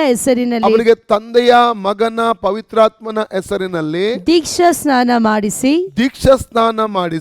ನಾನು ನಿಮಗೆ ಆಜ್ಞಾಪಿಸಿದ್ದನ್ನೆಲ್ಲ ಕಾಪಾಡಿಕೊಳ್ಳುವುದಕ್ಕೆ ಅವರಿಗೆ ಉಪದೇಶ ಮಾಡಿರಿ. ಟೀಚ್ ಮಾಡ್ರಿ. ನಾನು ಏನೆಲ್ಲ ನಿಮಗೆ ಆಜ್ಞಾಪಿಸಿದ್ದೇನೆ ಅವರಿಗೆ ಕಲಿಸಿಕೊಡ್ಬೇಕು. ಅದನ್ನು ಕಾಪಾಡಿಕೊಳ್ಳುವುದಕ್ಕೆ ಅವರಿಗೆ ಏನ್ ಮಾಡ್ಬೇಕು, ನೀವು ಉಪದೇಶವನ್ನು ಮಾಡಬೇಕೆಂಬುದಾಗಿ ಕರ್ತನ ಯೇಸು ಸ್ವಾಮಿಯಲ್ಲಿ ಹೇಳುವಂಥದ್ದನ್ನು ಇಲ್ಲಿ ನಾವು ಕಾಣ್ತೇವೆ. Mark 16:15, mark 16:15. ಆಮೇಲೆ ಅವರಿಗೆ, ನೀವು ಲೋಕದ ಎಲ್ಲಾ ಕಡೆಗೆ ಹೋಗಿ ಜಗತ್ತಿಗೆಲ್ಲ ಸುವಾರ್ತೆಯನ್ನು ಸಾರಿರಿ. ನಂಬಿ ದೀಕ್ಷಾ ಸ್ನಾನ ಮಾಡಿಸಿಕೊಳ್ಳುವವನು ರಕ್ಷಣೆ ಹೊಂದುವನು, ನಂಬದೆ ಹೋಗುವವನು ದಂಡನೆಗೆ ಗುರಿಯಾಗುವನು. ಇಲ್ಲಿ ಲೋಕಕ್ಕೆಲ್ಲ ಹೊರಟು ಹೋಗಿ ಜಗತ್ತಿಗೆಲ್ಲ ಸ್ವಾರ್ಥ ಸಾರಿರಿ ಎಂಬಂತ ಯೇಸು ಕ್ರಿಸ್ತನ ಕೊನೆಯ ಆಜ್ಞೆಯನ್ನು ಇಲ್ಲಿ ನಾವು ಕಾಣಲಿಕ್ಕೆ ನಮಗೆ ಸಾಧ್ಯವಾಗ್ತದೆ ಪ್ರಿಯರೇ. ಓಕೆ, 8ನೇದಾಗಿ ನಾವು ಮುಂದೆ ಅಪೊಸ್ತಲರ ಸೇವೆ ಮತ್ತು ಜವಾಬ್ದಾರಿ ಕುರಿತಾಗಿ ರೋಮಪುರದ ಪತ್ರಿಕೆ 15:20 ವಾಕ್ಯ, ಬುಕ್ ಆಫ್ ರೋಮನ್ಸ್ ಚಾಪ್ಟರ್ 15:20 ಓದ್ತೇವೆ. ಕ್ರಮಬದ್ಧವಾದ ನಿಯಮಕ್ಕನುಸಾರವಾದ ಒಂದು ಸೇವೆ, ಒಂದು ತಮ್ಮ ಮೇರೆಯಲ್ಲಿ ನಿಂತು ಮಾಡುವಂಥ ಒಂದು ಸೇವೆಯನ್ನು ಅಲ್ಲಿ ನಾವು ಅಪೊಸ್ತಲರ ಸೇವೆಯನ್ನು ಅಲ್ಲಿ ನಾವು ಕಾಣ್ತೇವೆ. ಮತ್ತೊಬ್ಬರು ಹಾಕಿದ ಅಸ್ತಿವಾರದ ಮೇಲೆ ಕಟ್ಟಬಾರದೆಂದು ಮನಸ್ಸಿನಲ್ಲಿ ನೆನೆಸಿ ಇತರರು ಕ್ರಿಸ್ತನ ಹೆಸರನ್ನು ತಿಳಿಸಿದ ಕಡೆಯಲ್ಲಿ ಸುವಾರ್ತೆಯನ್ನು ಪ್ರಕಟಿಸುವುದಿಲ್ಲ ಎಂಬುದಾಗಿ ನಿಷ್ಕರ್ಷೆ ಮಾಡಿಕೊಂಡೆನು. ನೋಡಿ, ಪೌಲನ ಒಂದು ತೀರ್ಮಾನ ಅಲ್ಲಿ ನೋಡ್ತಾ ಇದ್ದೇವೆ. ಒಂದನೇದಾಗಿ, ಇತರರ ಮೇರೆಯೊಳಗೆ ಅಕ್ರಮದಿಂದ ಪ್ರವೇಶ ಮಾಡುವುದಿಲ್ಲ. ಇತರರು ಸ್ವಾರ್ಥ ಸಾರಿದಂಥ ಸ್ಥಳದಲ್ಲಿ ನಾನು ಸಾರುವುದಿಲ್ಲ. ಇದಕ್ಕೆ ಒಂದು ಕಾರಣ ಇದೆ ಪ್ರಿಯರೇ, ಅಲ್ಲಲ್ಲಿಯ ಅಂದರೆ ಒಂದು ನಿಯಮ ಅಪೊಸ್ತಲರಿಗೆ ಗೊತ್ತುಂಟು, ಒಂದು ನಿಯಮ ಅವರಿಗೆ ಗೊತ್ತುಂಟು. Praise God. ಭೂಲೋಕದಲ್ಲಿ ಅಲ್ಲಲ್ಲಿಯ ಇವನ್ ನಾನು ಬಾಂಬೆಯಲ್ಲಿ ಇದ್ದಂಥ ಅನುಭವ ನನಗೆ ಗೊತ್ತುಂಟು. ಒಂದೊಂದು ಗೂಂಡಾಗಳು ಒಂದೊಂದು ಏರಿಯಾವನ್ನು ಹಿಡ್ಕೊಳ್ತಾ ಇದ್ದರು. ಈ ಏರಿಯಾ ನನ್ನದು, ಈ ಏರಿಯಾ ನನ್ನದೆಂಬುದಾಗಿ ಅವರು ಹೇಳ್ತಾ ಇರುವಂಥದ್ದು. ಅವರಿಗೆ ನಿಯಮ ಇದೆ. ಈ ಏರಿಯಾದ ಗುಂಡ ಆ ಏರಿಯಾಕ್ಕೆ ಹೋಗಿ ಏನಾದರೂ ಅಪರಾಧ ಮಾಡುವುದಿಲ್ಲ. ಅವರಿಗೆ ಕೂಡ ಆ ಒಂದು ಏನಂತೆ ಭೂಗತ ಜಗತ್ತಿನಲ್ಲಿ ಕೂಡ ಒಂದು ನಿಯಮಗಳು ಅವರು ಅನುಸರಿಸ್ತೆ. ತಪ್ಪಾದ ಕ್ರಿಯೆಗಳನ್ನು ಮಾಡ್ತಿದ್ರು ಕೂಡ, ತಪ್ಪಾದ ಸಂಗತಿಯನ್ನು ಮಾಡ್ತಾಯಿದ್ರು. ಭೂಗತ ಜಗತ್ತಿನ ನಿಯಮ ಅಂತ ಒಂದು ಅವರಿದ ನಿಯಮವನ್ನು ಪಾಲನೆ ಮಾಡ್ತಾಯಿದ್ರು. ಇಲ್ಲಿ ಆತ್ಮಿಕ ಕ್ಷೇತ್ರದಲ್ಲಿ ಕೂಡ ನಾವು ನೋಡುವಾಗ ಪೌಲನು ನಿಯಮವನ್ನು ಅನುಸರಿಸುವಂಥದ್ದನ್ನು ಇಲ್ಲಿ ನಾವು ಕಾಣ್ತಾ ಇದ್ದೇವೆ. ಅಂದರೆ ಒಂದು ಸಭೆಯನ್ನು ಹಾಳು ಮಾಡುವಂಥದ್ದು, ಒಂದು ಪೂರ್ಣ ಸ್ವಾರ್ಥ ಸಭೆಯನ್ನು ಹಾಳು ಮಾಡುವಂಥದ್ದು, ಒಂದು ಪೂರ್ಣ ಸ್ವಾರ್ಥ ಸಭೆಗೆ ಹೋಗುವಂಥ ವಿಶ್ವಾಸಿಗಳೆಂದು ತಪ್ಪಾಗಿ ಆತನು ಏನು ಮಾಡುವಂಥದ್ದು, ಎಳೆಕೊಳ್ಳುವಂಥದ್ದು ಅಥವಾ ಅಲ್ಲಿಂದ ತಪ್ಪಿಸುವಂಥದ್ದು, ಇಂಥ ಕಾರ್ಯವು ಅದು ನಿಜವಾದ ಅಪೊಸ್ತಲರು ಮಾಡುವಂಥ ಕಾರ್ಯವಲ್ಲ ಎಂಬುದಾಗಿ ಚೆನ್ನಾಗಿ ತಿಳ್ಕೋಬೇಕು. ಇನ್ನೊಂದು ವಾಕ್ಯ ಓದಿ, 2 ಕೊರಿಂಥ ಚಾಪ್ಟರ್ 10, 2 ಕೊರಿಂಥ 10ನೇ ಅಧ್ಯಾಯ 12ರಿಂದ 18 ವಾಕ್ಯ ಓದುವ. 2 ಕೊರಿಂಥ ಚಾಪ್ಟರ್ 10, 12 to 18 ವರ್ಡ್ಸ್ನ ಓದಿಕೊಳ್ಳೋಣ. ತಮ್ಮನ್ನು ತಾವೇ ಹೊಗಳಿಕೊಳ್ಳುವ ಕೆಲವರಲ್ಲಿ ನಮ್ಮನ್ನು ಸೇರಿಸಿಕೊಳ್ಳುವುದಕ್ಕಾಗಲಿ ಅವರಿಗೆ ಹೋಲಿಸಿಕೊಳ್ಳುವುದಕ್ಕಾಗಲಿ ನಮಗೆ ಧೈರ್ಯ ಸಾಲದು. ಅವರಂತೂ ತಮ್ಮೊಳಗೆ ತಮ್ಮನ್ನು ಅಳತೆ ಮಾಡಿಕೊಂಡು ತಮಗೆ ಹೋಲಿಸಿಕೊಂಡು ವಿವೇಕವಿಲ್ಲದವರಾಗಿದ್ದಾರೆ. ನಾವಾದರೂ ಮೇರೆ ತಪ್ಪಿ ಹೊಗಳಿಕೊಳ್ಳದೆ, ನಾವು ಮೇರೆ ತಪ್ಪಿ ಹೊಗಳಿಕೊಳ್ಳುವುದಿಲ್ಲ. ದೇವರು ನಮ್ಮನ್ನು ನೇಮಿಸಿದಂತಹ ಮೇರೆಯೊಳಗಿದ್ದು ಮೇರೆಯ ಒಳಗೆದ್ದು ಹೊಗಳಿಕೊಳ್ಳುತ್ತೇವೆ. ಈ ಮೇರೆಯೊಳಗಿದ್ದು ನಿಮ್ಮ ಪರ್ಯಾಂತರಕ್ಕೂ ಬಂದಿದ್ದೇವೆ. ನಾವು ಕ್ರಿಸ್ತನ ಸುವಾರ್ತೆಯನ್ನು ಸಾರುತ್ತಾ ಇತರರಿಗಿಂತ ಮೊದಲು ನಿಮ್ಮ ಬಳಿಗೆ ಬಂದದ್ದರಿಂದ ನಿಮ್ಮ ಮೇಲೆ ಅಧಿಕಾರವಿಲ್ಲದವರಂತೆ ಮೇರೆಯನ್ನು ಅತಿಕ್ರಮಿಸಿದವರಲ್ಲ. ನಾವು ಮೇರೆ ತಪ್ಪಿ ಮತ್ತೊಬ್ಬರ ಪ್ರಯಾಸದ ಫಲವನ್ನು ತಕ್ಕೊಂಡು ಇವು ನಮ್ಮವು ಎಂದು ಹಿಗ್ಗುವರಲ್ಲ. ಆದರೆ ನಿಮ್ಮ ನಂಬಿಕೆಯು, ಒಂದು ವಿಷಯ, ನಿಮ್ಮ ಸಭೆಯಲ್ಲಿ 100 ಜನ ಇರಲಿ, 1000 ಜನ ಇರಲಿ, 10,000 ಜನ ಇರಲಿ, ದೇವರಿಗೆ ಸ್ತೋತ್ರ. ಅದು ನೀವು ಸ್ವಾರ್ಥ ಸಾರಿ ಆತ್ಮಗಳನ್ನು ಗೆಲ್ಲಬೇಕು. ಅಲ್ಲಯ್ಯ, ಇನ್ನೊಬ್ಬರು ಕಷ್ಟಪಟ್ಟಂಥ ಆತ್ಮಗಳನ್ನು ಇವು ನಮ್ಮವು ಅಂತ ನಾವು ಹೇಳುವುದಾದರೆ, ಅಲ್ಲಲ್ಲಿಯ ಪ್ರೈಸ್ ಗಾಡ್, ಅದು ನಿಜವಾದ ಅಪೊಸ್ತಲಿಕ ಸೇವೆಯ ಗುಣಲಕ್ಷಣ ಅಲ್ಲ ಪ್ರಿಯರೇ. ಓಕೆ, ಮುಂದೆ ಓದಿ. ಆದರೆ ನಿಮ್ಮ ನಂಬಿಕೆಯು ಹೆಚ್ಚಾದ ಹಾಗೆಲ್ಲ ನಿಮ್ಮ ಮೂಲಕ ನಮ್ಮ ಮೇರೆಯೊಳಗೆ ಇನ್ನೂ ಅಭಿವೃದ್ಧಿ ಹೊಂದಿ ನಿಮಗೆ ಆಚೆ ಇರುವ ಸೀಮೆಗಳಲ್ಲಿ ಸುವಾರ್ತೆಯನ್ನು ಸಾರುವೆಂಬ ನಿರೀಕ್ಷೆ ನಮಗುಂಟು. ಮತ್ತೊಬ್ಬರ ಮೇರೆಯಲ್ಲಿ ಸಿದ್ಧವಾಗಿ ನಮಗೆ ಸಿಕ್ಕಿದ ಫಲವನ್ನು ಕುರಿತು ನಾವು ಹೆಚ್ಚಳ ಪಡುವುದಿಲ್ಲ. ಹೆಚ್ಚಳ ಪಡುವವನು ಕರ್ತನಲ್ಲಿಯೇ ಹೆಚ್ಚಳ ಪಡಲಿ. 8ನೇದಾಗಿ ನೋಡಿದೆವು, ನಿಯಮಕ್ಕನುಗುಣವಾಗಿ ಸೇವೆ ಮಾಡುವಂಥ ಅಪೊಸ್ತಲ ಪೌಲನ್ನು ನೋಡ್ತೇವೆ. ಅಪೊಸ್ತಲಿಕ ಸೇವೆ ನಿಯಮಕ್ಕನುಸಾರವಾಗಿ ಸೇವೆ ಮಾಡುವಂಥ ಒಂದು ಸೇವೆಯಾಗಿದೆ. 9ನೇದಾಗಿ ಎಫೆಸ 4ನೇ ಅಧ್ಯಾಯ 11ರಿಂದ 16 ವಾಕ್ಯ ಓದುವುದು ಬೇಡ, ಯಾಕೆಂದರೆ ಕಳೆದ ದಿನಗಳಲ್ಲಿ ಈ ವಾಕ್ಯಗಳನ್ನು ನಾವು ಅಧ್ಯಯನ ಮಾಡಿದ್ದೇವೆ, ಆಲ್ರೆಡಿ ಓದಿ ಅದನ್ನು ಅಧ್ಯಯನ ಮಾಡಿದ್ದೇವೆ. ಇಲ್ಲಿ ದೇವಜನರನ್ನು ನಂಬಿಕೆಯಲ್ಲಿ ಬೆಳೆಸುವಂಥದ್ದು, ಆತ್ಮಿಕವಾಗಿ ಬೆಳೆಸುವಂಥದ್ದು, ನಂಬಿಕೆಯಲ್ಲಿ ನಿಲ್ಲಿಸುವಂಥ ಒಂದು ಸೇವೆ ಅಪೊಸ್ತಲಿಕ ಸೇವೆಯ ಒಂದು ಜವಾಬ್ದಾರಿ ಕೂಡ ಎಂಬುದಾಗಿ ನಾವು ಈ ವಾಕ್ಯದ ಆಧಾರದಲ್ಲಿ ತಿಳ್ಕೊಳ್ತೇವೆ.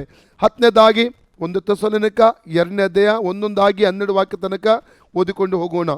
ಸಹೋದರರೇ, ನಾವು ಸುಮ್ಮಗೆ ನಿಮ್ಮಲ್ಲಿಗೆ ಬರಲಿಲ್ಲ ಎಂಬುದನ್ನು ನಿಮಗೆ ತಿಳಿಸಿರುವ ಪ್ರಕಾರ ನಮಗೆ ಫಿಲಿಪ್ಪ ಪಟ್ಟಣದಲ್ಲಿ ಹಿಂಸೆಯು ಅವಮಾನವು ಮೊದಲು ಸಂಭವಿಸಿದರೂ ನಾವು ನಮ್ಮ ದೇವರ ಮೂಲಕ ಧೈರ್ಯಗೊಂಡು ಬಹು ವಿರೋಧವನ್ನು ಅನುಭವಿಸುವರಾಗಿ. ನೋಡಿ, ಹಿಂಸೆ, ಕಷ್ಟ, ಸಂಕಟ ಅಥವಾ ವಿರೋಧಗಳು ಒಬ್ಬ ಅಪೊಸ್ತಲನಿಗಿದ್ರೂ ಆತನು ಸೇವೆ ಮಾಡ್ತಾನೆ. ನಾವು ನಿನ್ನೆ ದಿವಸ ಕಲಿತಿದ್ದೇವೆ ಅಪೊಸ್ತಲರ ಗುಣಲಕ್ಷಣಗಳು ಎಂಬುದಾಗಿ. 2 ಕೊರಿಂಥ ಚಾಪ್ಟರ್ 12 ಮಾತ್ರ 1 ಕೊರಿಂಥ ಚಾಪ್ಟರ್ 4 9 to 13 ವಾಕ್ಯವನ್ನು ಓದಿ ನಿನ್ನೆ ನಾವು ಅದನ್ನು ಧ್ಯಾನ ಮಾಡಿದ್ದೇವೆ. ಒಬ್ಬ ಅಪೊಸ್ತಲನು ಹಿಂಸೆ, ಕಷ್ಟ, ಬಾಧೆ, ಸಂಕಟ, ವಿರೋಧ ಇವೆಲ್ಲವನ್ನು ಸಹಿಸಿದ್ರು ಹಿಂದಕ್ಕೆ ಆತನು ಸರಿಯುವುದಿಲ್ಲ. ಅದಕ್ಕಾಗಿ ನಾವು 2 ಕೊರಿಂಥ ಚಾಪ್ಟರ್ 4:1 ಕೂಡ, ನಾವು 2 ಕೊರಿಂಥ 5:16 ಕೂಡ, ನಾವು 2 ಕೊರಿಂಥ ಚಾಪ್ಟರ್ 5:6 ಕೂಡ ನಾವಲ್ಲಿ ಕಾಣುವಂಥದ್ದು ಮುಖ್ಯವಾದ ವಿಚಾರ ಏನೆಂದರೆ ಧೈರ್ಯಗೆಟ್ಟು ನಾವು ಹಿಂಜಾರುವುದಿಲ್ಲ. ಪೌಲ ಏನು ಹೇಳ್ತಾ ಇದ್ದಾನೆ? ಧೈರ್ಯಗೆಟ್ಟು ನಾವು ಹಿಂಜಾರುವುದಿಲ್ಲ. ಓಕೆ, ಮುಂದೆ ಓದಿ. 1 ಥೆಸಲೋನಿಕ 2. ನಿಮಗೆ ದೇವರ ಸುವಾರ್ತೆಯನ್ನು ತಿಳಿಸಿದ್ದೇವೆಂಬುದನ್ನು ನೀವೇ ಬಲ್ಲಿರಿ. ಯಾಕೆಂದರೆ ನಮ್ಮ ಬೋಧನೆಯು ಅಬದ್ಧವಲ್ಲ, ಅಶುದ್ಧವಲ್ಲ, ಮೋಸವಲ್ಲ. ದೇವರು ನಮ್ಮನ್ನು ಯೋಗ್ಯರೆಂದೆಣಿಸಿ ಸುವಾರ್ತೆಯನ್ನು ನಮ್ಮ ವಶಕ್ಕೆ ಒಪ್ಪಿಸಿದಾಗಿ ಸರಿಯಾದ ಸ್ವಸ್ಥತೆ ಉಳ್ಳ ಒಳ್ಳೆ ಆರೋಗ್ಯ ಭರಿತವಾದ ಉಪದೇಶವು ಅಪೊಸ್ತಲರ ಉಪದೇಶವಾಗಿದೆ. ಯಾಕಂದರೆ ನಾವೊಂದು ವಾಕ್ಯ ಓದುವ, ಎಫೆಸ 2:20 ಇಲ್ಲಿ ಕೈ ಇಟ್ಟು ಅಲ್ಲಿ ನಾವು ನೋಡ್ತೇವೆ, ಅಪೊಸ್ತಲ ಮತ್ತು ಪ್ರವಾದಿಗಳೆಂಬ ಅಸ್ಥಿವಾರದಲ್ಲಿ ಸಭೆ ಕಟ್ಟಲ್ಪಡುತ್ತದೆ. ಅಪೊಸ್ತಲರು ಪ್ರವಾದಿಗಳು ಎಂಬ ಅಸ್ಥಿವಾರದ ಮೇಲೆ ನೀವು ಮಂದಿರದೋಪಾದಿಯಲ್ಲಿ ಕಟ್ಟಲ್ಪಟ್ಟಿದ್ದೀರಿ. ನೋಡಿ, ಅಪೊಸ್ತಲ ಮತ್ತು ಪ್ರವಾದಿಗಳ ಎಂಬ ಅಸ್ಥಿವಾರ ಎಂಬುದಾಗಿ ಹೇಳ್ತಿದ್ರೆ ಅವರ ಉಪದೇಶದಲ್ಲಿ ಕಟ್ಟಲ್ಪಡುವಂಥದ್ದು. ನಾವು ಇವತ್ತು ಅಪೊಸ್ತಲ ಮತ್ತು ಈ ಪ್ರವಾದಿಗಳ ಉಪದೇಶ ನಾವು ಅಪೊಸ್ತಲ 2ನೇ ಅಧ್ಯಾಯದಲ್ಲಿ 37ರಿಂದ 42 ವಾಕ್ಯದವರೆಗೆ 8 ವಿಧವಾದ ಅಸ್ಥಿವಾರ ಉಪದೇಶಗಳನ್ನು ಕಾಣ್ತೇವೆ. ಒಂದನೇದು ರಕ್ಷಣೆಯಲ್ಲಿ 2 ಭಾಗಗಳುಂಟು ಪ್ರಿಯರೇ. ಒಂದನೆಯದ್ದು ಪಾಪಕ್ಕೆ ಪಶ್ಚಾತ್ತಾಪ ಪಡುವುದು, ಎರಡನೇದಾಗಿ ಕ್ರಿಸ್ತನನ್ನು ನಂಬುವಂಥದ್ದು. ಅಲ್ಲಲ್ಲಿಯ ಅನೇಕ ಕಡೆಗಳಲ್ಲಿ ನಾನು ನೋಡಿದ್ದೇನೆ, ಅನೇಕ ಸುವಾರ್ಥ ಕೂಟದಲ್ಲಿ ಜಸ್ಟ್ ಯೇಸು ಕ್ರಿಸ್ತನ ನಂಬಿರಿ ನಿಮಗೆ ರಕ್ಷಣೆ ಸಿಗ್ತದೆ ಎಂಬುದಾಗಿ ಹೇಳ್ತಾರೆ. ಅವರು ಹಾಗೆ ಪಾಪಕ್ಕೆ ಮಾನಸಾಂತರ ಪಡೆದು ಇರುವ ಸ್ಥಿತಿಯಲ್ಲಿಯೇ ಕ್ರಿಸ್ತ ಅವರು ಸಭೆಯ ಒಳಗಡೆ ಬಂದು ಬಿಡ್ತಾರೆ. ಆದರೆ ಪಾಪದ ಜೀವಿತದಿಂದ ಅವರಿಗೆ ಬಿಡುಗಡೆ ಸಿಗಲ್ಲ, ಪಾಪದ ಕುರಿತಾದಂಥ ಒಂದು ಪ್ರಕಟಣೆ ಅವರಿಗೆ ಇರುವುದಿಲ್ಲ. ಅದೇ ಪಾಪದಲ್ಲಿ ಅವರು ಮುಂದುವರಿಯುತ್ತಿದ್ದಾರೆ. ಅದಕ್ಕೆ ಪೌಲ ಒಂದು ಮಾತನ್ನು ಹೇಳ್ತಾನೆ. 2 ಕೊರಿಂಥ 12:19-21 ವಾಕ್ಯ ಓದಿ. 2 ಕೊರಿಂಥ 12 ಅಧ್ಯಾಯ 19-21. ನಾವು ಎಷ್ಟು ಹೊತ್ತು ನಿಮ್ಮ ಮುಂದೆ ಪ್ರತಿವಾದ ಮಾಡುವವರೆಂದು ನೆನೆಸುತ್ತೀರೋ? ನಿಮ್ಮ ಮುಂದೆಯಲ್ಲ, ದೇವರ ಸನ್ನಿಧಿಯಲ್ಲಿಯೇ ನಾವು ಕ್ರಿಸ್ತನಲ್ಲಿದ್ದು ಮಾತನಾಡುವವರಾಗಿದ್ದೇವೆ. ಪ್ರಿಯರೇ, ನಾವು ಮಾತನಾಡುವುದೆಲ್ಲ ನಿಮ್ಮ ಭಕ್ತಿವೃದ್ಧಿಗೋಸ್ಕರವೇ ಆಗಿದೆ. ನಾನು ಬಂದಾಗ ಒಂದು ವೇಳೆ ನೀವು ನನ್ನ ಇಷ್ಟದ ಪ್ರಕಾರ ಇರುವುದಿಲ್ಲವೇನೋ? ನಾನು ನಿಮ್ಮ ಇಷ್ಟದ ಪ್ರಕಾರ ತೋರುವುದಿಲ್ಲವೇನೋ? ಒಂದು ವೇಳೆ ನಿಮ್ಮಲ್ಲಿ ಜಗಳ, ಹೊಟ್ಟೆಕಿಚ್ಚು, ದ್ವೇಷ, ಸ್ವಾರ್ಥ ಬುದ್ಧಿ, ಚಾಡಿ ಹೇಳುವುದು, ಕಿವಿ ಊದುವುದು, ಉಬ್ಬಿಕೊಳ್ಳುವುದು, ಕಲಹ ಎಬ್ಬಿಸುವುದು, ಇವುಗಳು ಕಾಣಬಹುದೋ ಏನೋ ನನಗೆ ಸಂಶಯ ಉಂಟು. ನಾನು ತಿರುಗಿ ಬಂದಾಗ ನನ್ನ ದೇವರು ನಿಮ್ಮ ವಿಷಯದಲ್ಲಿ ನನ್ನನ್ನು ನಾಚಿಗೆ ಗುರಿ ಮಾಡುತ್ತಾನೆಂತಲೂ, ಪೂರ್ವದಲ್ಲಿ ಪೂರ್ವ ಅಂದ್ರೆ ರಕ್ಷಣೆ ಹೊಂದಕ್ಕೆ ಮುಂಚಿನ ಸಮಯ, ಪೂರ್ವದಲ್ಲಿ ಬಂಡುತನ, ಆಧಾರತನ, ಪೋಖರಿತನಗಳನ್ನು ನಡೆಸಿ ಪಶ್ಚಾತ್ತಾಪ ಪಡೆದಿರುವ ಅನೇಕರ ವಿಷಯವಾಗಿ, ಯಾವುದರ ಕುರಿತಾಗಿ? ಪಶ್ಚಾತ್ತಾಪ ಪಡೆದಿರುವ ಅನೇಕರ ಕುರಿತು. ಯಾಕೆಂದರೆ ಅವರಿಗೆ ಹೇಳಲ್ಪಟ್ಟಿದ್ದು ಪಾಪದ ಕುರಿತು ಅವರಿಗೆ ಎಚ್ಚರಿಕೆ ಕೊಡಲಿಲ್ಲ, ಪಾಪದ ಕುರಿತು ತಿಳುವಳಿಕೆ ಕೊಡಲಿಲ್ಲ. ಅವರಿಗೆ ಜಸ್ಟ್ ಯೇಸು ಕ್ರಿಸ್ತನ ನಂಬು ಎಂಬುದಾಗಿ ಹೇಳಲ್ಪಟ್ಟಿತ್ತು. ಯೇಸು ನಂಬಿ ಅವರು ಸಭೆ ಒಳಗಡೆ ಬಂದರು, ಮಾನಸಾಂತರ ಪಡಲಿಲ್ಲ. ಅಲ್ಲಲ್ಲಿ ಇದರಿಂದಾಗಿ ಪೌಲನು ಇಲ್ಲಿ 11 ಸ್ವಭಾವಗಳನ್ನು ಅಲ್ಲಿ ಎಚ್ಚರಿಸಿ ಹೇಳುವಂಥದ್ದನ್ನು ಅಲ್ಲಿ ನಾವು ಕಾಣ್ತಾ ಇದ್ದೇವೆ. ಅಂದರೆ ಪೂರ್ವದಲ್ಲಿ ಏನು ಪಾಪ ಇತ್ತೋ ಅದೇ ಸೇಮ್ ಪಾಪ ಸಭೆ ಒಳಗಡೆ ಬಂದ ನಂತರವೂ ಅವರ ಜೀವಿತದಲ್ಲಿ ಮುಂದುವರಿಯುತ್ತಿರುವಂತ ನೋಡ್ತಾ. ಇದನ್ನು ಏನಾಗ್ತದೆ? ದೇವರ ನಾಮ ದೂಷಣೆ ಆಗುತ್ತದೆ. ಅಲ್ಲಲ್ಲಿಯ ಸಭೆ ಬೆಳೆಯುವುದಿಲ್ಲ, ಸಾಕ್ಷಿ ಕೆಟ್ಟು ಹೋಗುತ್ತದೆ. ಅದಕ್ಕಾಗಿ ರಕ್ಷಣೆಯಲ್ಲಿ 2 ಭಾಗ ಉಂಟು. ಯಾವುದು? ಮೊದಲನೇದಾಗಿ ಪಾಪಕ್ಕೆ ಪಶ್ಚಾತ್ತಾಪ ಪಡುವಂಥದ್ದು. ಮೊದಲ ಭಾಗ ಪಾಪಕ್ಕೆ ನಾವು ಪಶ್ಚಾತ್ತಾಪ ಪಡಬೇಕು, ಪಾಪವನ್ನು ತಿಳ್ಕೊಂಡು ಪಶ್ಚಾತ್ತಾಪ ಪಡಬೇಕು, ದೇವರ ಬಳಿ ಕ್ಷಮೆ ಕೇಳಬೇಕು. ಎರಡನೇದಾಗಿ ಕ್ರಿಸ್ತನ ಕಲ್ವಾರಿ ಕ್ರೂಜಲ್ಲಿ ಮಾಡಿದ ಯಜ್ಞವನ್ನು ನಂಬಿ ಆತ ರಕ್ಷಕನು ಒಡೆಯನ್ನು ಅಂಗೀಕರಿಸೋದು.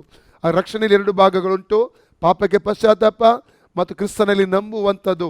ಮತ್ತು ಅಲ್ಲಿ ಎರಡನೇದಾಗಿ ಇನ್ನೊಂದು ವಿಷಯ ಅಲ್ಲಿ ನೋಡ್ತೇವೆ, ನೀರಲ್ಲಿ ಮುಳುಗಿ ತೆಗೆದುಕೊಳ್ಳುವ ದೀಕ್ಷಾಸ್ನಾನ. ಅಲ್ಲಿ ಅಪೊಸ್ತಲ 2ನೇ ಅಧ್ಯಾಯದ 41ನೇ ವಾಕ್ಯದಲ್ಲಿ ಅದನ್ನು ನಾವು ಕಾಣ್ತೇವೆ. ಅದು ಅಪೊಸ್ತಲ 2ನೇ ಅಧ್ಯಾಯ 37, 38, 39 ವಾಕ್ಯದಲ್ಲಿ ಕೂಡ ನಾವು ಕಾಣ್ತೇವೆ. ಮೂರನೇದಾಗಿ ಪವಿತ್ರಾತ್ಮನ ಸ್ನಾನ ಅಥವಾ ಪವಿತ್ರಾತ್ಮನ ಅಭಿಷೇಕ, ಅಪೊಸ್ತಲ 2:38 ನಾವು ಓದ್ತೇವೆ. ನಾಲ್ಕನೇದಾಗಿ ಅಪೊಸ್ತಲ 2:40, ಆಕ್ಟ್ಸ್ ಆಫ್ ಅಪೊಸ್ಟಲ್ಸ್ ಚಾಪ್ಟರ್ 2:40 ಓದ್ತೇವೆ. ಪ್ರತ್ಯೇಕತೆ, ಅಲ್ಲಲ್ಲಿಯ ಪ್ರತ್ಯೇಕವಾಗಿ ನಿಲ್ಲುವುದು, ಪಾಪದಿಂದಲೂ ಲೋಕದಿಂದಲೂ ಪ್ರತ್ಯೇಕವಾಗಿ ಸಪ್ರೇಟ್ ಆಗಿ ನಾವು ನಿಲ್ಲುವಂಥದ್ದು. ಉದಾಹರಣೆಗೆ ನಾವು ನೋಡ್ತೇವೆ, ಈ ಭೂಲೋಕದಲ್ಲಿ ವೈದ್ಯನನ್ನು ಗುರುತಿಸುವುದು ಹೇಗೆ? ಆತನು ಹಾಕಿದ ವಸ್ತ್ರಗಳ ಮೂಲಕ. ನರ್ಸನ್ನು ಹೇಗೆ ಗುರುತಿಸೋದು? ಅವಳು ಹಾಕಿದ ವಸ್ತ್ರದ ಮೂಲಕ. ಪೊಲೀಸ್ ಅಧಿಕಾರಿನ ಹೇಗೆ ಗುರುತಿಸ್ತೇವೆ? ಅವರ ವಸ್ತ್ರಗಳ ಮೂಲಕವಾಗಿ. ಅದೇ ರೀತಿಯಲ್ಲಿ ನಾವು ಕ್ರೈಸ್ತ ವಿಶ್ವಾಸಗಳೆಂಬುದಾಗಿ ಗುಣ ಸ್ವಭಾವಗಳ ಮೂಲಕವಾಗಿ ಜನರು ಗುರುತಿಸಬೇಕು. ಐದನೇದಾಗಿ ನಾವು ನೋಡ್ತೇವೆ, ಅಪೊಸ್ತಲ 2:42 ವಾಕ್ಯ, ಅಪೊಸ್ತಲರ ಉಪದೇಶ ಕೇಳುವುದು. ಏಳನೇದಾಗಿ ರೊಟ್ಟಿ ಮುರಿಯುವುದು. ಆರನೇದಾಗಿ ರೊಟ್ಟಿ ಮುರಿಯುವುದು. ಏಳನೇದಾಗಿ ಸಹೋದರ ಅನ್ಯೋನ್ಯತೆ. ಎಂಟನೇದಾಗಿ ಪ್ರಾರ್ಥನೆ ಮಾಡುವಂಥದ್ದು. 8 ಅಸ್ಥಿವಾರ ಉಪದೇಶಗಳನ್ನು ಅಪೊಸ್ತಲ 2ನೇ ಅಧ್ಯಾಯ 37ನೇ ವಾಕ್ಯದಿಂದ 42 ವಾಕ್ಯದಲ್ಲಿ ನಾವು ಓದುತ್ತೇವೆ ಪ್ರಿಯರೇ. ಹಾಗಾದರೆ ಉಪದೇಶದಲ್ಲಿ ಅಂದರೆ ಅಪೊಸ್ತಲ ಮತ್ತು ಪ್ರವಾದಿಗಳ ಉಪದೇಶದಲ್ಲಿ ನಾವು ಕಟ್ಟಲ್ಪಡ್ತಾ ಇದ್ದೇವೆ ಪ್ರಿಯರೇ. Praise God. Okay, 1 Thessalonica chapter 2ಗೆ ತಿರುಗಿ ಬರುವ. ಸುವಾರ್ತೆಯನ್ನು ನಮ್ಮ ವಶಕ್ಕೆ ಒಪ್ಪಿಸಿದನಲ್ಲ ಎಂದು ಯೋಚಿಸುವರಾಗಿ ಮನುಷ್ಯರನ್ನು ಮೆಚ್ಚಿಸಬೇಕೆನ್ನದೆ ಮನುಷ್ಯರನ್ನು ಒಬ್ಬ ಅಪೊಸ್ತಲನು ಮೆಚ್ಚಿಸುವಂತ ಪ್ರಯತ್ನ ಮಾಡುವುದಿಲ್ಲ. ಓಕೆ, ಮುಂದೆ ಓದಿ. ಹೃದಯವನ್ನು ಪರಿಶೋಧಿಸುವ ದೇವರನ್ನೇ ಮೆಚ್ಚಿಸಬೇಕೆಂತಲೂ ಮಾತನಾಡುತ್ತೇವೆ. ನಿಮಗೆ ತಿಳಿದಿರುವ ಪ್ರಕಾರ ನಾವು ಎಂದಿಗೂ ಮುಖಸ್ತುತಿಯನ್ನು ಮಾಡುವವರಾಗಿ ಮುಖಸ್ತುತಿ ಮಾಡುವುದಿಲ್ಲ, ಕಾಣಬಂದಿಲ್ಲ, ಮತ್ತು ದ್ರವ್ಯಾಶೆಯನ್ನು ಮರೆಮಾಡುವುದಕ್ಕಾಗಿ ಹಣದಾಶೆಗೋಸ್ಕರ ಸೇವೆ ಮಾಡುವುದಿಲ್ಲ, ವೇಶ್ಯವನ್ನು ಹಾಕಿಕೊಂಡವರಾಗಿಲ್ಲ. ಇದಕ್ಕೆ ದೇವರೇ ಸಾಕ್ಷಿ. ಇದಲ್ಲದೆ ನಾವು ಕ್ರಿಸ್ತನ ಅಪೊಸ್ತಲರಾಗಿರುವುದರಿಂದ ನಮಗೆ ಗೌರವವನ್ನು ಕೊಡಬೇಕೆಂದು ಹೇಳಬಹುದಾಗಿದ್ದರೂ ಮನುಷ್ಯರಿಂದ ಬರುವ ಮಾನವನ್ನು ನಿಮ್ಮಿಂದಾಗಲಿ ಇತರರಿಂದಾಗಲಿ ಹೊಂದಲಪೇಕ್ಷಿಸುವವರಾಗಿಲ್ಲ. ಮನುಷ್ಯರಿಂದ ಬರುವಂತ ಮಾನವನ್ನು ಅವರು ಬಯಸುವುದಿಲ್ಲ. ತಾಯಿಯು ತನ್ನ ಮಕ್ಕಳನ್ನು ಪೋಷಿಸುತ್ತಾಳೋ ಎಂಬಂತೆ ನಾವು ನಿಮ್ಮ ಮಧ್ಯದಲ್ಲಿ ವಾತ್ಸಲ್ಯದಿಂದ ನಡೆದುಕೊಂಡಿದ್ದೆವು. ನೀವು ನಮಗೆ ಅತಿ ಪ್ರಿಯರಾದ ಕಾರಣ, ಅಂದ್ರೆ ತಾಯಿಯ ವಾತ್ಸಲ್ಯದ ಹಾಗೆ ಸಭೆಯನ್ನು ಅವರು ಪ್ರೀತಿ ಮಾಡ್ತಾರೆ. ಓಕೆ, ಮುಂದೆ ಓದಿ. ನಾವು ನಿಮ್ಮಲ್ಲಿ ಮಮತೆ ಉಳ್ಳವರಾಗಿ ದೇವರ ಸುವಾರ್ತೆಯನ್ನು ಹೇಳುವುದಕ್ಕೆ ಮಾತ್ರವಲ್ಲದೆ ನಿಮಗೋಸ್ಕರ ಪ್ರಾಣವನ್ನು ಕೊಡುವುದಕ್ಕೆ ಸಂತೋಷವುಳ್ಳವರಾದೆವು. ಸಹೋದರರೇ, ನಾವು ನಿಮ್ಮಲ್ಲಿ ಯಾರ ಮೇಲೆಯೂ ಭಾರ ಹಾಕಬಾರದೆಂದು ಹಗಲಿರುಳು ದುಡಿದು ಜೀವನ ಮಾಡಿಕೊಳ್ಳುತ್ತಾ ದೇವರ ಸುವಾರ್ತೆಯನ್ನು ನಿಮಗೆ ಸಾರಿದೆವು. ಆ ನಮ್ಮ ಕಷ್ಟವೂ ಪ್ರಯಾಸವೂ ನಿಮ್ಮ ನೆನಪಿನಲ್ಲಿರುತ್ತದಷ್ಟೇ. ನಮ್ಮವರಾದ ನಿಮ್ಮ ವಿಷಯದಲ್ಲಿ ನಾವು ಎಷ್ಟು ಶುದ್ಧರಾಗಿಯೂ ನೀತಿವಂತರಾಗಿಯೂ ನಿರ್ದೋಷಿಗಳಾಗಿಯೂ ನಡೆದುಕೊಂಡೇವೆಂಬುದಕ್ಕೆ ನೀವು ಸಾಕ್ಷಿಗಳು, ದೇವರು ಸಾಕ್ಷಿ. ತಂದೆಯು ತನ್ನ ಮಕ್ಕಳಿಗೆ ಹೇಗೋ ಹಾಗೆಯೇ ನಾವು ನಿಮ್ಮಲ್ಲಿ ಪ್ರತಿಯೊಬ್ಬರಿಗೆ ಬುದ್ಧಿ ಹೇಳುತ್ತಾ ಧೈರ್ಯಪಡಿಸುತ್ತಾ ತನ್ನ ರಾಜ್ಯ ಪ್ರಭಾವಗಳಲ್ಲಿ ಪಾಲುಗಾರರಾಗುವುದಕ್ಕೆ ಕರೆಯುವ ದೇವರಿಗೆ ಯೋಗ್ಯರಾಗಿ ನೀವು ನಡೆಯಬೇಕೆಂದು ಖಂಡಿತವಾಗಿ ಹೇಳುತ್ತಾ ಇದ್ದೇವೆಂದು ನಿಮಗೆ ತಿಳಿದದೆ. ಇಲ್ಲಿ ಅಪೊಸ್ತಲರ ನಾವು ಸೇವೆ ಮತ್ತು ಜವಾಬ್ದಾರಿಗಳ ಕುರಿತಾಗಿ ನಾವು ಈಗಾಗಲೇ ಧ್ಯಾನಿಸಿದ್ದೇವೆ. ಸುಳ್ಳು ಅಪೊಸ್ತಲರ ಬಗ್ಗೆ ನಾವು ತಿಳಿದುಕೊಳ್ಳೋದು ತುಂಬ ಒಳ್ಳೆಯದು. ಯಾಕಂದರೆ ಪ್ರಕಟಣೆ 2ನೇ ಅಧ್ಯಾಯ 2ನೇ ವಾಕ್ಯದಲ್ಲಿ ಅವರು ಅಪೊಸ್ತಲರು ಅಲ್ಲದಿದ್ದರೂ ತಮ್ಮನ್ನು ಅಪೊಸ್ತಲರೆಂದು ಹೇಳಿಕೊಳ್ಳುವವರನ್ನು ಸುಳ್ಳಾಗಿ ಹೇಳಿಕೊಳ್ಳುವವರನ್ನು ಪರೀಕ್ಷಿಸಿ ಅವರು ಸುಳ್ಳುಗಾರರು ಎಂಬುದಾಗಿ ಎಂಬುದಾಗಿ ಅಲ್ಲಿ ಕರ್ತನಾದ ಯೇಸು ಸ್ವಾಮಿ ಆ ಸಭೆಯನ್ನು ಉದ್ದೇಶಿಸಿ ಹೇಳುವಂಥದ್ದನ್ನು ಇಲ್ಲಿ ನಾವು ಕಾಣ್ತಾ ಇದ್ದೇವೆ ಪ್ರಿಯರೇ. ಹಾಗಾದರೆ ಸುಳ್ಳು ಅಪೊಸ್ತಲರ ಮೊದಲ ಗುಣಲಕ್ಷಣ ಅಲ್ಲಲಿಯ ಅವರಿಗೆ ಅಧಿಕಾರದ ಒಂದು ಸೇವೆ ಇರುವುದಿಲ್ಲ. ನಿಜ ಅಪೊಸ್ತಲರಿಗಿದ್ದ ಹಾಗೆ ಅಧಿಕಾರದ ಒಂದು ಸೇವೆ ಅವರಿಗೆ ಇರುವುದಿಲ್ಲ. ಮತ್ತೆ 10:1-2 ವಾಕ್ಯದ ಓದಿದ್ದೇವೆ. ಅಧಿಕಾರದ ಒಂದು ಸೇವೆ ಅವರಿಗೆ ಇರುತ್ತದೆ ಅಪೊಸ್ತಲರಿಗೆ ಎಂಬುದಾಗಿ ನೋಡ್ತೇವೆ. ಸುಳ್ಳು ಅಪೊಸ್ತಲರಿಗೆ ಅಧಿಕಾರದ ಒಂದು ಸೇವೆಯೂ ಇರುವುದಿಲ್ಲ. ಎರಡನೇದಾಗಿ ಸುಳ್ಳು ಅಪೊಸ್ತಲರ ಗುಣಲಕ್ಷಣ ರೋಮ 16:17-20 ವಾಕ್ಯ, ಸಭೆಗಳಲ್ಲಿ ಭಿನ್ನತೆಯನ್ನು ತರುವುದಕ್ಕೆ ಪ್ರಯತ್ನ ಮಾಡಿ ಸಭೆಗಳನ್ನು ಒಡೆಯುವಂಥ ಒಂದು ಕೆಲಸವನ್ನು ಅವರು ಮಾಡ್ತಾರೆ. ಸಿಕ್ಕಿದ್ರೆ ಓದಿ. ಸಹೋದರರೇ, ನೀವು ಹೊಂದಿದ ಉಪದೇಶಕ್ಕೆ ವಿರುದ್ಧವಾಗಿ ಭೇದಗಳನ್ನು ವಿಘ್ನಗಳನ್ನು ನಿಮ್ಮಲ್ಲಿ ಉಂಟು ಮಾಡುವವರನ್ನು ಗುರುತಿಟ್ಟು ಅವರನ್ನು ಬಿಟ್ಟು ತೊಲಗಿ ಹೋಗಿರಿ ಎಂದು ನಿಮ್ಮನ್ನು ಬೇಡಿಕೊಳ್ಳುತ್ತೇನೆ. ಅಂಥವರು ನಮ್ಮ ಕರ್ತನಾದ ಕ್ರಿಸ್ತನ ಸೇವೆಯನ್ನು ಮಾಡದೆ ತಮ್ಮ ಹೊಟ್ಟೆಯ ಸೇವೆಯನ್ನೇ ಮಾಡುವವರಾಗಿ ನಯದ ನುಡಿಗಳಿಂದಲೂ ಹೊಗಳಿಕೆಯ ಮಾತುಗಳಿಂದಲೂ ನಿಷ್ಕಪಟಿಗಳ ಹೃದಯಗಳನ್ನು ಮೋಸಗೊಳಿಸುತ್ತಾರೆ. ನಿಮ್ಮ ವಿಧೇಯತ್ವವು ಎಲ್ಲರಿಗೆ ಪ್ರಸಿದ್ಧವಾಗಿರುವುದರಿಂದ ಇದನ್ನು ಬರೆದಿದ್ದೇನೆ. ನಿಮ್ಮ ವಿಷಯದಲ್ಲಿ ಆನಂದ ಪಡುತ್ತೇನೆ. ನೀವು ಒಳ್ಳೆತನದ ವಿಷಯದಲ್ಲಿ ಜಾಣರು, ಕೆಟ್ಟತನದ ವಿಷಯದಲ್ಲಿ ಕಳಂಕವಿಲ್ಲದವರು ಆಗಿರಬೇಕೆಂದು ಅಪೇಕ್ಷಿಸುತ್ತೇನೆ. ಶಾಂತಿದಾಯಕನಾದಂಥ ದೇವರು ಶೀಘ್ರವಾಗಿ ಸೈತಾನನನ್ನು ನಿಮ್ಮ ಕಾಲುಗಳ ಕೆಳಗೆ ಹಾಕಿ ತುಳಿದು ಬಿಡುವನು. ಇಲ್ಲಿ ನಾವು ನೋಡ್ತಾ ಇದ್ದೇವೆ ಪ್ರಿಯರೇ, ಭಿನ್ನತೆ ಮತ್ತು ವಿಘ್ನಗಳನ್ನು ತಂದು ಹಾಕುವರೆಂಬುದಾಗಿ ಇಲ್ಲಿ ನಾವು ಕಾಣಲಿಕ್ಕೆ ಸಾಧ್ಯ. ಯೇಸುಸ್ವಾಮಿ ಒಂದು ಮಾತನ್ನು ಹೇಳಿದ್ದಾನೆ. ಪೌಲನು ಎಫೆಸ ಸಭೆಯ ಹಿರಿಯರನ್ನು ನಾಯಕರನ್ನು ಉದ್ದೇಶಿಸಿ ಮಾತಾಡುವಾಗ ಮಿಲೇತದಲ್ಲಿ ಆ ಪುಸ್ತಕದ 20ನೇ ಅಧ್ಯಾಯದಲ್ಲಿ ನಾವು ನೋಡ್ತಾ 29, 30, 31, 32 ವಾಕ್ಯ ಓದುವಾಗ ನಿಮ್ಮ ಆ ವಾಕ್ಯ ಓದಿ. ನಾನು ಹೋದ ಮೇಲೆ ಕ್ರೂರವಾದ ತೋಳಗಳು ನಿಮ್ಮೊಳಗೆ ಬರುವೆಂದು ನಾನು ಬಲ್ಲೆನು. ಕ್ರೂರವಾದ ತೋಳಗಳು ನಿಮ್ಮೊಳಗೆ ಬರುವವೆಂದು ಬಲ್ಲೆನು. ಯಾವಾಗ? ನಾನು ಹೋದ ಮೇಲೆ. ಅವು ಹಿಂಡನ್ನು ಕನಿಕರಿಸುವುದಿಲ್ಲ. ಅಪೊಸ್ತಲ ಒಂದು ಸಭೆಗೆ ಕಾವಲಾಗಿರುತ್ತಾನೆ, ಒಂದು ಕವರಿಂಗ್ ಆಗಿ ನಿಲ್ಲುವಂತ ನೋಡಿ. ನಾನು ಹೋದ ಮೇಲೆ ಕ್ರೂರವಾದ ತೋಳ ಅಂದರೆ ಈ ನಾವು ಕಾಡಲ್ಲಿ ಕಾಣುವಂಥ ತೋಳ ಅಲ್ಲ, ಇದು ಸುಳ್ಳು ಅಪೊಸ್ತಲರ ಕುರಿತಾಗಿ ಹೇಳುವಂತ ಒಂದು ಮಾತಾಗಿದೆ. ಓಕೆ, ಮುಂದೆ ಓದಿ. ಇದಲ್ಲದೆ ನಿಮ್ಮಲ್ಲಿಯೂ ಕೆಲವರು ಎದ್ದು ವ್ಯತ್ಯಾಸ ಬೋಧನೆಗಳನ್ನು ಮಾಡಿ ಯೇಸುವಿನ ಶಿಷ್ಯರನ್ನು ತಮ್ಮ ಹಿಂದೆ ಎಳಕೊಳ್ಳುವರು. ಆದ ಕಾರಣ ನಾನು ಕಣ್ಣೀರು ಸುರಿಸುತ್ತಾ 3 ವರ್ಷ ಹಗಲಿರುಳು ಎಡೆಬಿಡದೆ ಪ್ರತಿಯೊಬ್ಬನಿಗೆ ಬುದ್ಧಿ ಹೇಳಿದ್ದೇನೆಂದು ನೀವು ಜ್ಞಾಪಕ ಮಾಡಿಕೊಂಡು ಎಚ್ಚರವಾಗಿರಿ. ನೀವು ಜ್ಞಾಪಕ ಮಾಡಿಕೊಂಡು ಎಚ್ಚರವಾಗಿರಿ ಎಂಬಂತ ಆಲೋಚನೆಯನ್ನು ಅಲ್ಲಿ ಪೌಲನು ಹೇಳುವಂಥದ್ದನ್ನು ಅಲ್ಲಿ ಕಾಣಲಿಕ್ಕೆ ನಮಗೆ ಸಾಧ್ಯ. ಅನೇಕ ಕಡೆಗಳನ್ನು ನೋಡಿದ್ದೇನೆ. ಅಲ್ಲೇ ಸೇವೆ ಮಾಡುವಂಥ ವಿಧಾನ, ಒಂದು ಸಭೆಗೆ ನೀವು ಹೋಗ್ತಾ ಇದ್ದರೆ ಆ ಸಭೆಯನ್ನು ವಿಭಾಗ ಮಾಡಿ ಇನ್ನೊಂದು ಕಡೆ 4-5 ಜನ ಇಟ್ಕೊಂಡು ಅಥವಾ 2-3-4 ಫ್ಯಾಮಿಲಿ ಇಟ್ಕೊಂಡು ಸೇವೆ ಮಾಡುವಂಥದ್ದು ಇದು ದೇವರಿಂದ ಬಂದಂಥ ಸೇವೆ ಅಲ್ಲ, ದೇವರ ಯೋಜನೆ ಇದು ಅಲ್ಲ. ಹಾಗೆ ನೀವು ಮಾಡಿರೋದು ನಿಮ್ಮ ಸಭಾಪಾಲಕರ ಬಳಿ ಹೋಗಿ ಕ್ಷಮಾಪಣೆ ಕೇಳ್ರಿ, ದಯಮಾಡಿ ಅದು ನಿಮಗೆ ಆಶೀರ್ವಾದ ಕೂಡ ಅಲ್ಲ, ಆ ಸೇವೆ ಮಾಡುವುದು ವಿಧಾನ ಅಲ್ಲ. ಸೇವೆ ಕುರಿತು ಮತ್ತೆ ಹೇಳ್ತೇನೆ. ಅಪೊಸ್ತಲತೆ 13ನೇ ಅಧ್ಯಾಯ 1-4 ವಾಕ್ಯದಲ್ಲಿ ಅಂತ್ಯೋಕ್ಯ ಸಭೆಯಲ್ಲಿ ಬೋಧಕರಿದ್ದರು, ಅಲ್ಲಿ ಅನೇಕ ಉಪದೇಶಕರಿದ್ದರು, ಪ್ರವಾದಿಗಳಿದ್ರು ಎಂಬುದಾಗಿ ನೋಡ್ತೇವೆ.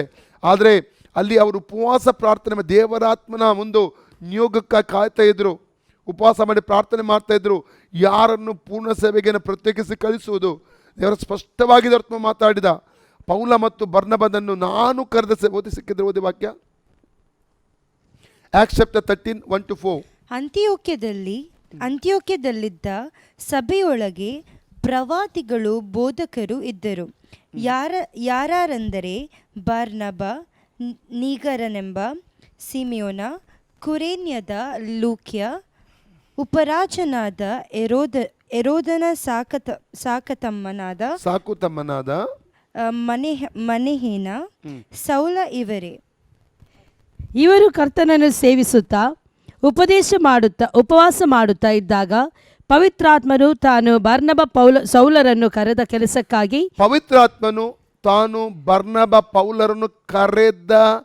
ಕೆಲಸಕ್ಕಾಗಿ ಅವರನ್ನು ದೇವರು ಕರೆದಿದ್ರೆ ಅದಕ್ಕೊಂದು ಸೇವೆ ಇದೆ, ಅದಕ್ಕೊಂದು ಕೆಲಸ ಇದೆ, ಕರೆಗೆ ಅನುಗುಣವಾದ ಒಂದು ಸೇವೆ ಇದೆ. ಚೆನ್ನಾಗಿ ಜ್ಞಾಪಕ ಇಟ್ಕೊಳ್ಳಿ.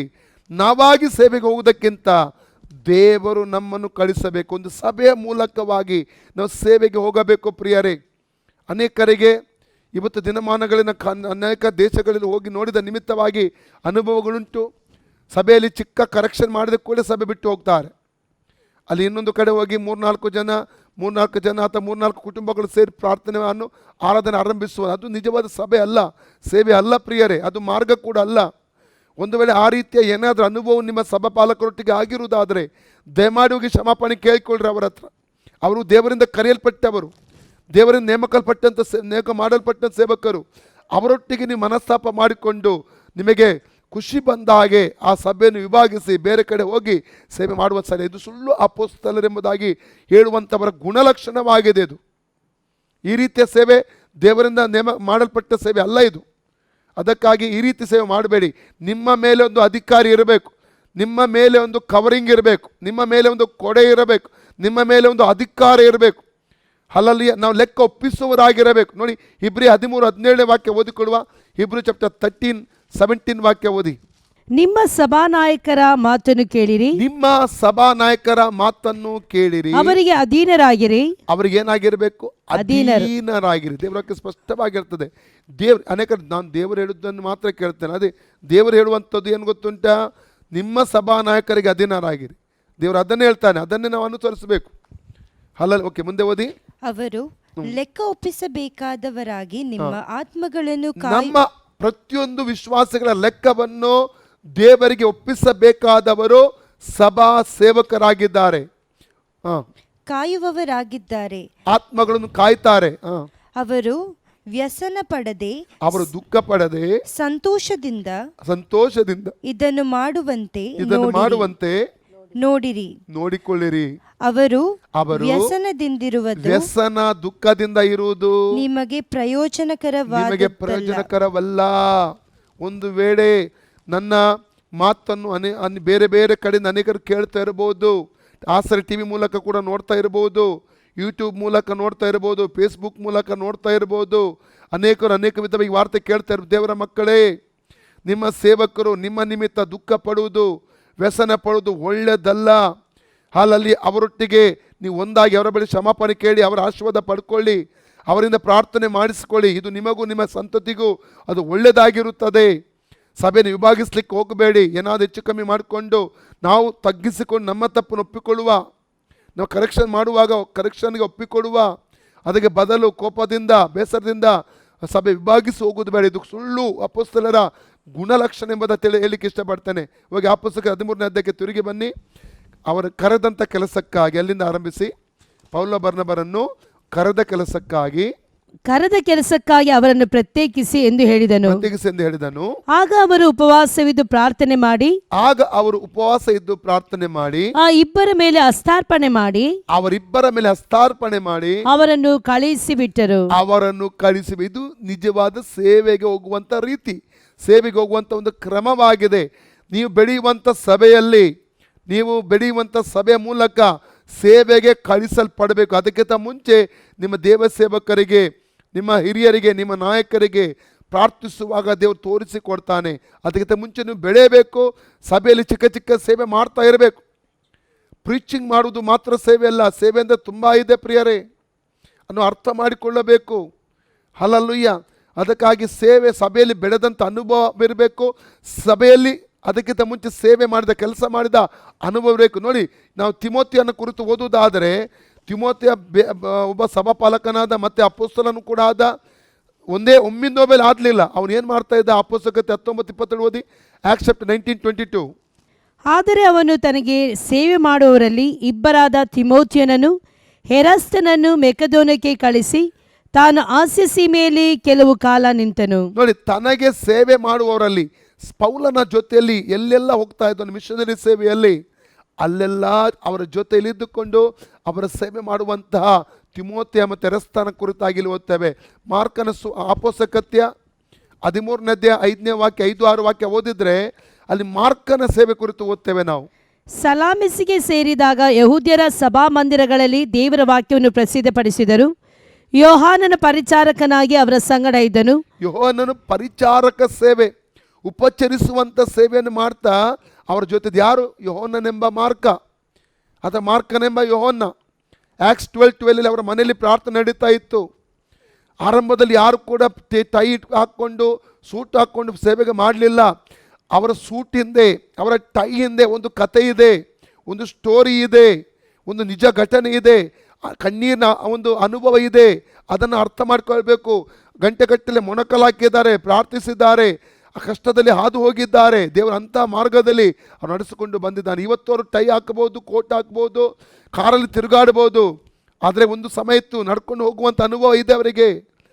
ಕಲ್ಲಿನಲ್ಲಿ ಮುಳ್ಳಿನಲ್ಲಿ ಅಲ್ಲಲ್ಲಿ ನಾನು ನಡ್ಕೊಂಡು ಹೋಗಿ ಸೇವೆ ಮಾಡಿದ್ದೇನೆ. ಒಂದು ಸಮಯದಲ್ಲಿ 2000 ಸೈಕಲಲ್ಲಿ ಹೋಗಿದ್ದೇನೆ, ಸ್ಕೂಟ್ರಲ್ಲಿ ಹೋಗಿದ್ದೇನೆ, ಬೈಕಲ್ಲಿ ಹೋಗಿ ಸೇವೆ ಮಾಡಿದ್ದೇನೆ. ಆದ ಕಾರಣ ನಾವು ಅರ್ಥ ಮಾಡಿಕೊಳ್ಳಬೇಕು ಪ್ರಿಯರೇ. ಹಲ್ಲೆಲೂಯಾ. ನಿಮ್ಮ ಸಭೆಯಿಂದಲೇ ನೀವು ಕಳಿಸಲ್ಪಡಬೇಕು ಸೇವೆಗಾಗಿ. ನಿಮ್ಮ ಸಭಾ ನಾಯಕರಿಗೆ ದುಃಖ ಕೊಡಬೇಡ್ರಿ. ಇದು ನಿಜವಾದ ಸೇವೆ ಆಗಿದೆ. 1 ಕೊರಿಂಥ 3:5 ಓದಿ. 1 ಕೊರಿಂಥ 3:5. ಹಾಗಾದರೆ ಅಪೊಸ್ತಲನು ಏನು? ಪೌಲನು ಏನು? ಅವರು ಸೇವಕರು. ಅವರ ಮುಖಾಂತರ ನೀವು ಕ್ರಿಸ್ತನನ್ನು ನಂಬುವವರಾಗಿದ್ದೀರಿ. ಕರ್ತನು ಒಬ್ಬೊಬ್ಬನಿಗೆ ದಯಪಾಲಿಸಿದ ಪ್ರಕಾರ ಅವರು ಸೇವೆ ಮಾಡುವವರಾಗಿದ್ದಾರೆ. ದೇವರು ದಯಪಾಲಿಸಿ. ಅದಕ್ಕೆ ನೋಡಿ, ಜಾನ್ ಗಾಸ್ಪಲ್ 3:27 ಓದಿ. ಯೋಹನನ ಸುವಾರ್ತೆ 3:27. ಪರಲೋಕದಿಂದ ಅನುಗ್ರಹಿಸೋಣವಾದದ್ದನ್ನೇ ಹೊರತು ಮನುಷ್ಯನು ಮತ್ತೇನು ಹೊಂದುವುದಿಲ್ಲ. ಓದ್ರಿ. ಅವನ ಬಳಿಗೆ ಎಲ್ಲರೂ ಹೋಗುತ್ತಾರೆ ಎಂದು ಹೇಳಲು ಯೋಹಾನನು ಪರಲೋಕದಿಂದ ಅನುಗ್ರಹಿಸವಾದದ್ದನ್ನೇ ಹೊರತು ಮನುಷ್ಯನು ಹೆಚ್ಚೇನು ಹೊಂದಲಾರನು. ಸಭಾಪಾಲಕ ಸೇವೆಯೋ, ಸುವಾರ್ತಿಕ ಸೇವೆಯೋ, ಅಥವಾ ಬೋಧನ ಸೇವೆಯೋ, ಅಥವಾ ಪ್ರವಾದನ ಸೇವೆಯೋ, ಅಪೊಸ್ತಲಿಕ ಸೇವೆಯೋ ಪರಲೋಕದಿಂದ ಅನುಗ್ರಹಿಸಣವಾಗಬೇಕು. ನಾವು ನಮ್ಮನ್ನೇ ಮಾಡಿಕೊಳ್ಳುವಂಥದ್ದಲ್ಲ, ನಮ್ಮನ್ನೇ ಸೇವಕರನ್ನಾಗಿ ಮಾಡಿಕೊಳ್ಳುವಂಥದ್ದಲ್ಲ. ದೇವರು ನೇಮಕ ಮಾಡಬೇಕು. Hebrews 5:4 ಓದಿ. Hebrews 5:4. ಇದಲ್ಲದೆ ಯಾವನು ತನ್ನಷ್ಟಕ್ಕೆ ತಾನೇ ಈ ಗೌರವವನ್ನು ವಹಿಸಿಕೊಳ್ಳದೆ ತನ್ನಷ್ಟಕ್ಕೆ ತಾನೇ ಈ ಗೌರವವನ್ನು ವಹಿಸಿಕೊಳ್ಳದೆ ದೇವರಿಂದ ನೇಮಿಸಲ್ಪಟ್ಟು ನೇಮಕ ಮಾಡಲ್ಪಡಬೇಕು. ವಹಿಸಿಕೊಳ್ಳುತ್ತಾನೆ. ಆರೋನನು ಸಹ ದೇವರಿಂದಲೇ ನೇಮಿಸಲ್ಪಟ್ಟು ನೇಮಕ ಮಾಡಲ್ಪಟ್ಟು ಆ ಗೌರವವನ್ನು ವಹಿಸಿಕೊಂಡನಲ್ಲ. ಹಲ್ಲೆಲೂಯಾ. ಹಾಗಾದ್ರೆ ಇಲ್ಲಿ ಸುಳ್ಳು ಅಪೊಸ್ತಲರು ಸಭೆಗಳನ್ನು ವಿಭಾಗಿಸುತ್ತಾರೆ, ಮತ್ತೆ ಸ್ವಂತ ಸೇವೆಗಳನ್ನು ಆರಂಭಿಸುತ್ತಾರೆ. ಮತ್ತೆ ಈಗ ಇದನ್ನು ಕೂಡ ಹೇಳ್ತಾರೆ, ದೇವರು ನನ್ನೊಟ್ಟಿಗೆ ಮಾತನಾಡಿದ ಒಂದು ಹೇಳಲಿಕ್ಕೆ ಇಷ್ಟಪಡ್ತೇನೆ, ವಾಕ್ಯಕ್ಕೆ ವಿರೋಧವಾಗಿ, ತನ್ನ ಆತ್ಮಿಕ ನಿಯಮಕ್ಕೆ ವಿರೋಧವಾಗಿ ದೇವರು ಯಾರ ಜೊತೆ ಮಾತಾಡಲ್ಲ. ಅಲ್ಲಲ್ಲಿಯ ಸಭೆಯನ್ನು ವಿಭಾಗಿಸುವಂಥದ್ದು ದೇವರ ಆತ್ಮನ ಕೆಲಸ ಅಲ್ಲವೇ ಅಲ್ಲ, ಇದು ಸೈತಾನನ ಕೆಲಸವಾಗಿದೆ. ಚೆನ್ನಾಗಿ ಅರ್ಥ ಮಾಡ್ಕೊಳ್ಬೇಕು. ನಾವಾಗಿ ಸಭೆಯನ್ನು ವಿಭಾಗಿಸಿ ಒಂದು ಕಡೆ ಗುಂಪು ಕೂಡಿ ಬೇರೆ ಸ್ಟಾರ್ಟ್ ಮಾಡುವಂಥದ್ದು ಇಲ್ಲಿವರೆಗೆ ನನ್ನ ಅನುಭವ. ಸುಮಾರು 24 ವರ್ಷಗಳಿಂದ ಕರ್ತನ ಪೂರ್ಣ ಸೇವೆ ನಾನು ಮಾಡ್ತಾ ಬಂದಿದ್ದೇನೆ. ನನಗೆ ಗೊತ್ತುಂಟು, ಕರ್ತನ ಸೇವೆಯಲ್ಲಿದ್ದೇನೆ. ನಾನು ಅನೇಕ ಅನುಭವಗಳು ನನಗಿದ್ದೆ ದೇವರ ಕೃಪೆಯಿಂದ. ಅದೆಷ್ಟೋ ಜನ ವಿಭಾಗ ಮಾಡಿ ಸಭೆಗೆ ತಗೊಂಡು ಹೋಗಿದ್ದಾರಲ್ಲ, ಅವರು ಉದ್ಧಾರ ಆದದ್ದು, ಆ ಸಭೆಗಳು ಬೆಳೆದು ಬಂದದ್ದು ನಾನು ಎಲ್ಲಿ ಕೂಡ ನೋಡಿಲ್ಲ ಪ್ರಿಯರೇ, ಎಲ್ಲಿ ಕೂಡ ನಾನು ನೋಡಿಲ್ಲ. ಇದು ಆಶೀರ್ವಾದವಲ್ಲ, ಇದು ಸೇವೆಯ ಒಂದು ಏನಂತಾರೆ, ಒಂದು ಪ್ರೊಸೀಜರ್ ಅಥವಾ ಒಂದು ರೀತಿ ಅಲ್ಲ. ಅದು ಈ ರೀತಿಯ ಒಂದು ಸೇವೆ ಈ ರೀತಿ ಸೇವೆ ಮಾಡುವಂಥದ್ದು ಕೂಡ ಅಲ್ಲ ಎಂಬುದಾಗಿ ಹೇಳುವುದಕ್ಕೆ ನಾನು ಇಷ್ಟಪಡ್ತೇನೆ. ಹಾಗಾದರೆ ರೋಮ 16:17-20 ಪ್ರಕಾರವಾಗಿ ಈ ಸುಳ್ಳು ಅಪೊಸ್ತಲರ ಕೆಲಸ ಸಭೆಗಳನ್ನು ವಿಭಾಗಿಸುವಂಥದ್ದು ಎಂಬುದಾಗಿ ಚೆನ್ನಾಗಿ ನಾವು ತಿಳ್ಕೊಳ್ಳಿಕ್ಕೆ ನಮಗೆ ಸಾಧ್ಯವಾಗುತ್ತದೆ. ಓಕೆ, ಮೂರನೇದಾಗಿ 2 Corinthians 11:6 ವಾಕ್ಯ, 2 Corinthians 11:6, ಯಾವ ರೀತಿ ಅಪೊಸ್ತಲರಿಗೆ ಸರಿಯಾದ ಜ್ಞಾನ, ಕಾರ್ಯನಿರ್ವಹಿಸುವ ಜ್ಞಾನ ಇರ್ತದೋ ಆ ರೀತಿಯ ಜ್ಞಾನ ಇವರಿಗೆ ಇರುವುದಿಲ್ಲ. ನಾನು ವಾಕ್ಚಾತುರ್ಯದಲ್ಲಿ ನಿಪುಣನಲ್ಲದಿದ್ದರೂ ಜ್ಞಾನದಲ್ಲಿ ನಿಪುಣನಾಗಿದ್ದೇನೆ. ಇದನ್ನು ಎಲ್ಲ ಕಾರ್ಯಗಳಲ್ಲಿ ಎಲ್ಲರ ಮುಂದೆ ನಿಮ್ಮ ಪ್ರಯೋಜನಕ್ಕಾಗಿ ತೋರ್ಪಡಿಸಿದ್ದೇವೆ. ಕಾರ್ಯಗಳಲ್ಲಿ ನಾನು ತೋರ್ಪಡಿಸಿದ್ದೇನೆ ಎಂಬುದಾಗಿ ಪೌಲ, ನನಗೆ ಇರುವಂಥ ಜ್ಞಾನ ಕಾರ್ಯಗಳಲ್ಲಿ ತೋರ್ಪಡಿಸಿದ್ದೇನೆ ಎಂಬುದಾಗಿ ಪೌಲನಲ್ಲಿ ಹೇಳ್ತಾ ಇದ್ದಾನೆ. ಅಂದರೆ ಸುಳ್ಳು ಅಪೊಸ್ತಲರ ಕಾರ್ಯ ನಿರ್ವಹಿಸುವಂಥ ಜ್ಞಾನ ಕೂಡ ಅದೊಂದು ದೇವರ ಕೃಪೆಯಿಂದ ಸಿಗುವಂಥದ್ದು. 1 Corinthians 12:28 ಓದಿ. 1 Corinthians 12:28. ದೇವರು ತನ್ನ ಸಭೆಯಲ್ಲಿ ಮೊದಲನೇದಾಗಿ ಅಪೊಸ್ತಲರನ್ನು, ಎರಡನೇದಾಗಿ ಪ್ರವಾದಿಗಳನ್ನು, ಮೂರನೇದಾಗಿ ಉಪದೇಶಕರನ್ನು ಇಟ್ಟಿದ್ದಾನೆ. ಆಮೇಲೆ ಮಹತ್ಕಾರ್ಯ ಮಾಡುವ ಶಕ್ತಿಯನ್ನು, ನಾನಾ ರೋಗಗಳನ್ನು ವಾಸಿ ಮಾಡುವ ವರವನ್ನು, ಪರಸಹಾಯ ಮಾಡುವ ಗುಣವನ್ನು, ಕಾರ್ಯಗಳನ್ನು ನಿರ್ವಹಿಸುವ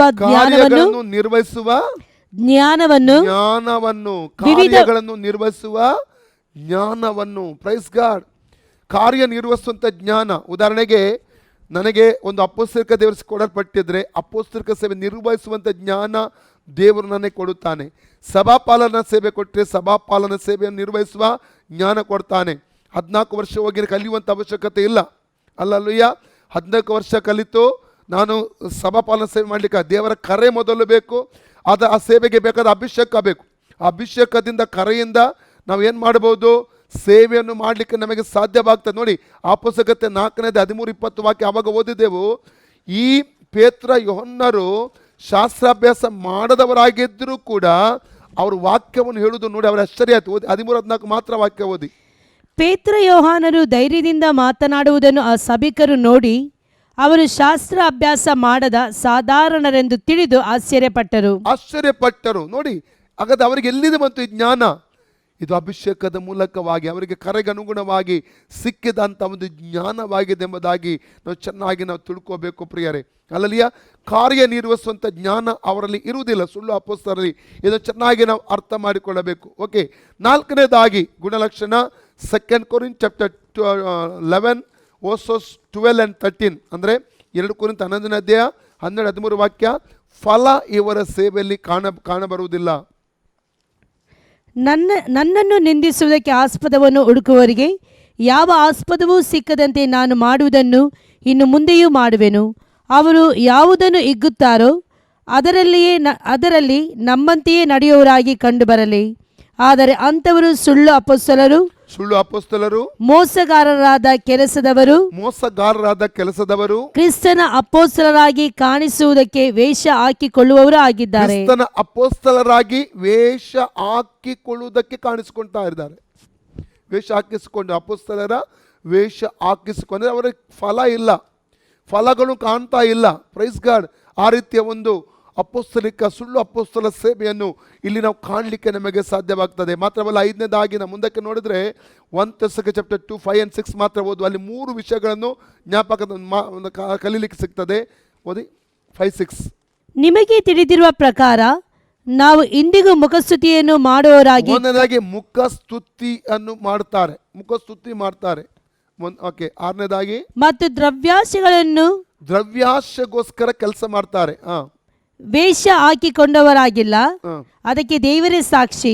ಇದಲ್ಲದೆ ನಾವು ಕ್ರಿಸ್ತನ ಅಪೊಸ್ತಲರಾಗಿರುವುದರಿಂದ ನಮಗೆ ಗೌರವವನ್ನು ಕೊಡಬೇಕೆಂದು ಹೇಳಬಹುದಾಗಿದ್ದರೂ ಮಾನಕ್ಕೋಸ್ಕರವಾಗಿರುವಂಥದ್ದನ್ನು ಇಲ್ಲಿ ಕಾಣ್ತೇವೆ. ಅಂದ್ರೆ ಈ ರೀತಿಯ ಸುಳ್ಳು ಅಪೊಸ್ತಲಿಕ ಸೇವೆಯನ್ನು ಅಲ್ಲಿ ಎಫೆಸ ಸಭೆ ಅಂದ್ರೆ ಪ್ರಕಟಣೆ 2ನೇ ವಾಕ್ಯದಲ್ಲಿ ನಾವು ನೋಡ್ತೇವೆ. ಎಫೆಸ ಸಭೆ ವಿವೇಚಿಸಿ ಕಂಡುಕೊಂಡಿತ್ತು.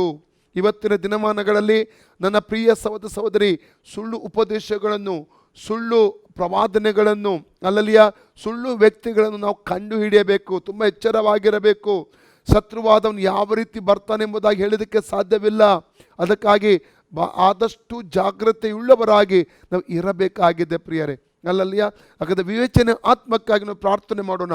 ಒಂದು ವೇಳೆ ಒಳ್ಳೆಯ ವಾಕ್ಯಗಳು ಕೇಳ್ತಾ ಇರ್ಬೋದು, ಅದರಲ್ಲಿ ಮಾನಸಾಂತರದ ಒಂದು ಪ್ರಸಂಗ ಇರುವುದಿಲ್ಲ, ಪಶ್ಚಾತ್ತಾಪ ಹೇಳುವಂಥ ಅಥವಾ ಯೇಸುಕ್ರಿಸ್ತನ ಬರೋಣಕ್ಕೆ ಸಿದ್ಧಪಡಿಸುವಂಥ ಪ್ರಸಂಗ ಇರುವುದಿಲ್ಲ. ಅಲ್ಲಲ್ಲಿಯ ಅಲ್ಲಿ ಫಲ ಕೊಡುವ ಒಂದು ಪ್ರಸಂಗ ಅಲ್ಲಿ ಇರುವುದಿಲ್ಲ. ಇವತ್ತಿನ ರೀತಿಯಲ್ಲಿ ನಾವು ನೋಡ್ತಾ ಕೇವಲ ಬ್ಲೆಸ್ಸಿಂಗ್, ಅಲ್ಲಲ್ಲಿಯ ನಿತ್ಯ ಜೀವಿತದ ಕುರಿತಾಗಿ ಹೇಳುವಂಥ ಪ್ರಸಂಗಗಳಿರುವುದಿಲ್ಲ. ಇದೆಲ್ಲರ ಕುರಿತಾಗಿ ಎಚ್ಚರಿಕೆ ಉಳ್ಳವರಾಗಿರಬೇಕು. ನಾವು ತುಂಬ ಜಾಗ್ರತೆಯೊಂದಿಗೆ ಪ್ರಸಂಗಗಳನ್ನು ವಿವೇಚಿಸುವವರಾಗಿರಬೇಕು. ಆವಾಗ ಮಾತ್ರ ನಾವು ದೃಢವಾಗಿ ನಿಲ್ಲುವುದಕ್ಕೆ ನಮಗೆ ಸಾಧ್ಯವಾಗ್ತದೆ. ಓಕೆ, ನಾವು ಈ ಸುಳ್ಳು ಅಪೊಸ್ತಲಿಕ ಸೇವೆ ಕುರಿತಾಗಿ ನಾವು ಈಗಾಗಲೇ ಆದಷ್ಟು ನಾವು ಧ್ಯಾನ ಮಾಡಿದ್ದೇವೆ. 2ನೇದಾಗಿ ಸುಳ್ಳು ಪ್ರವಾದಿಯ ಸೇವೆ.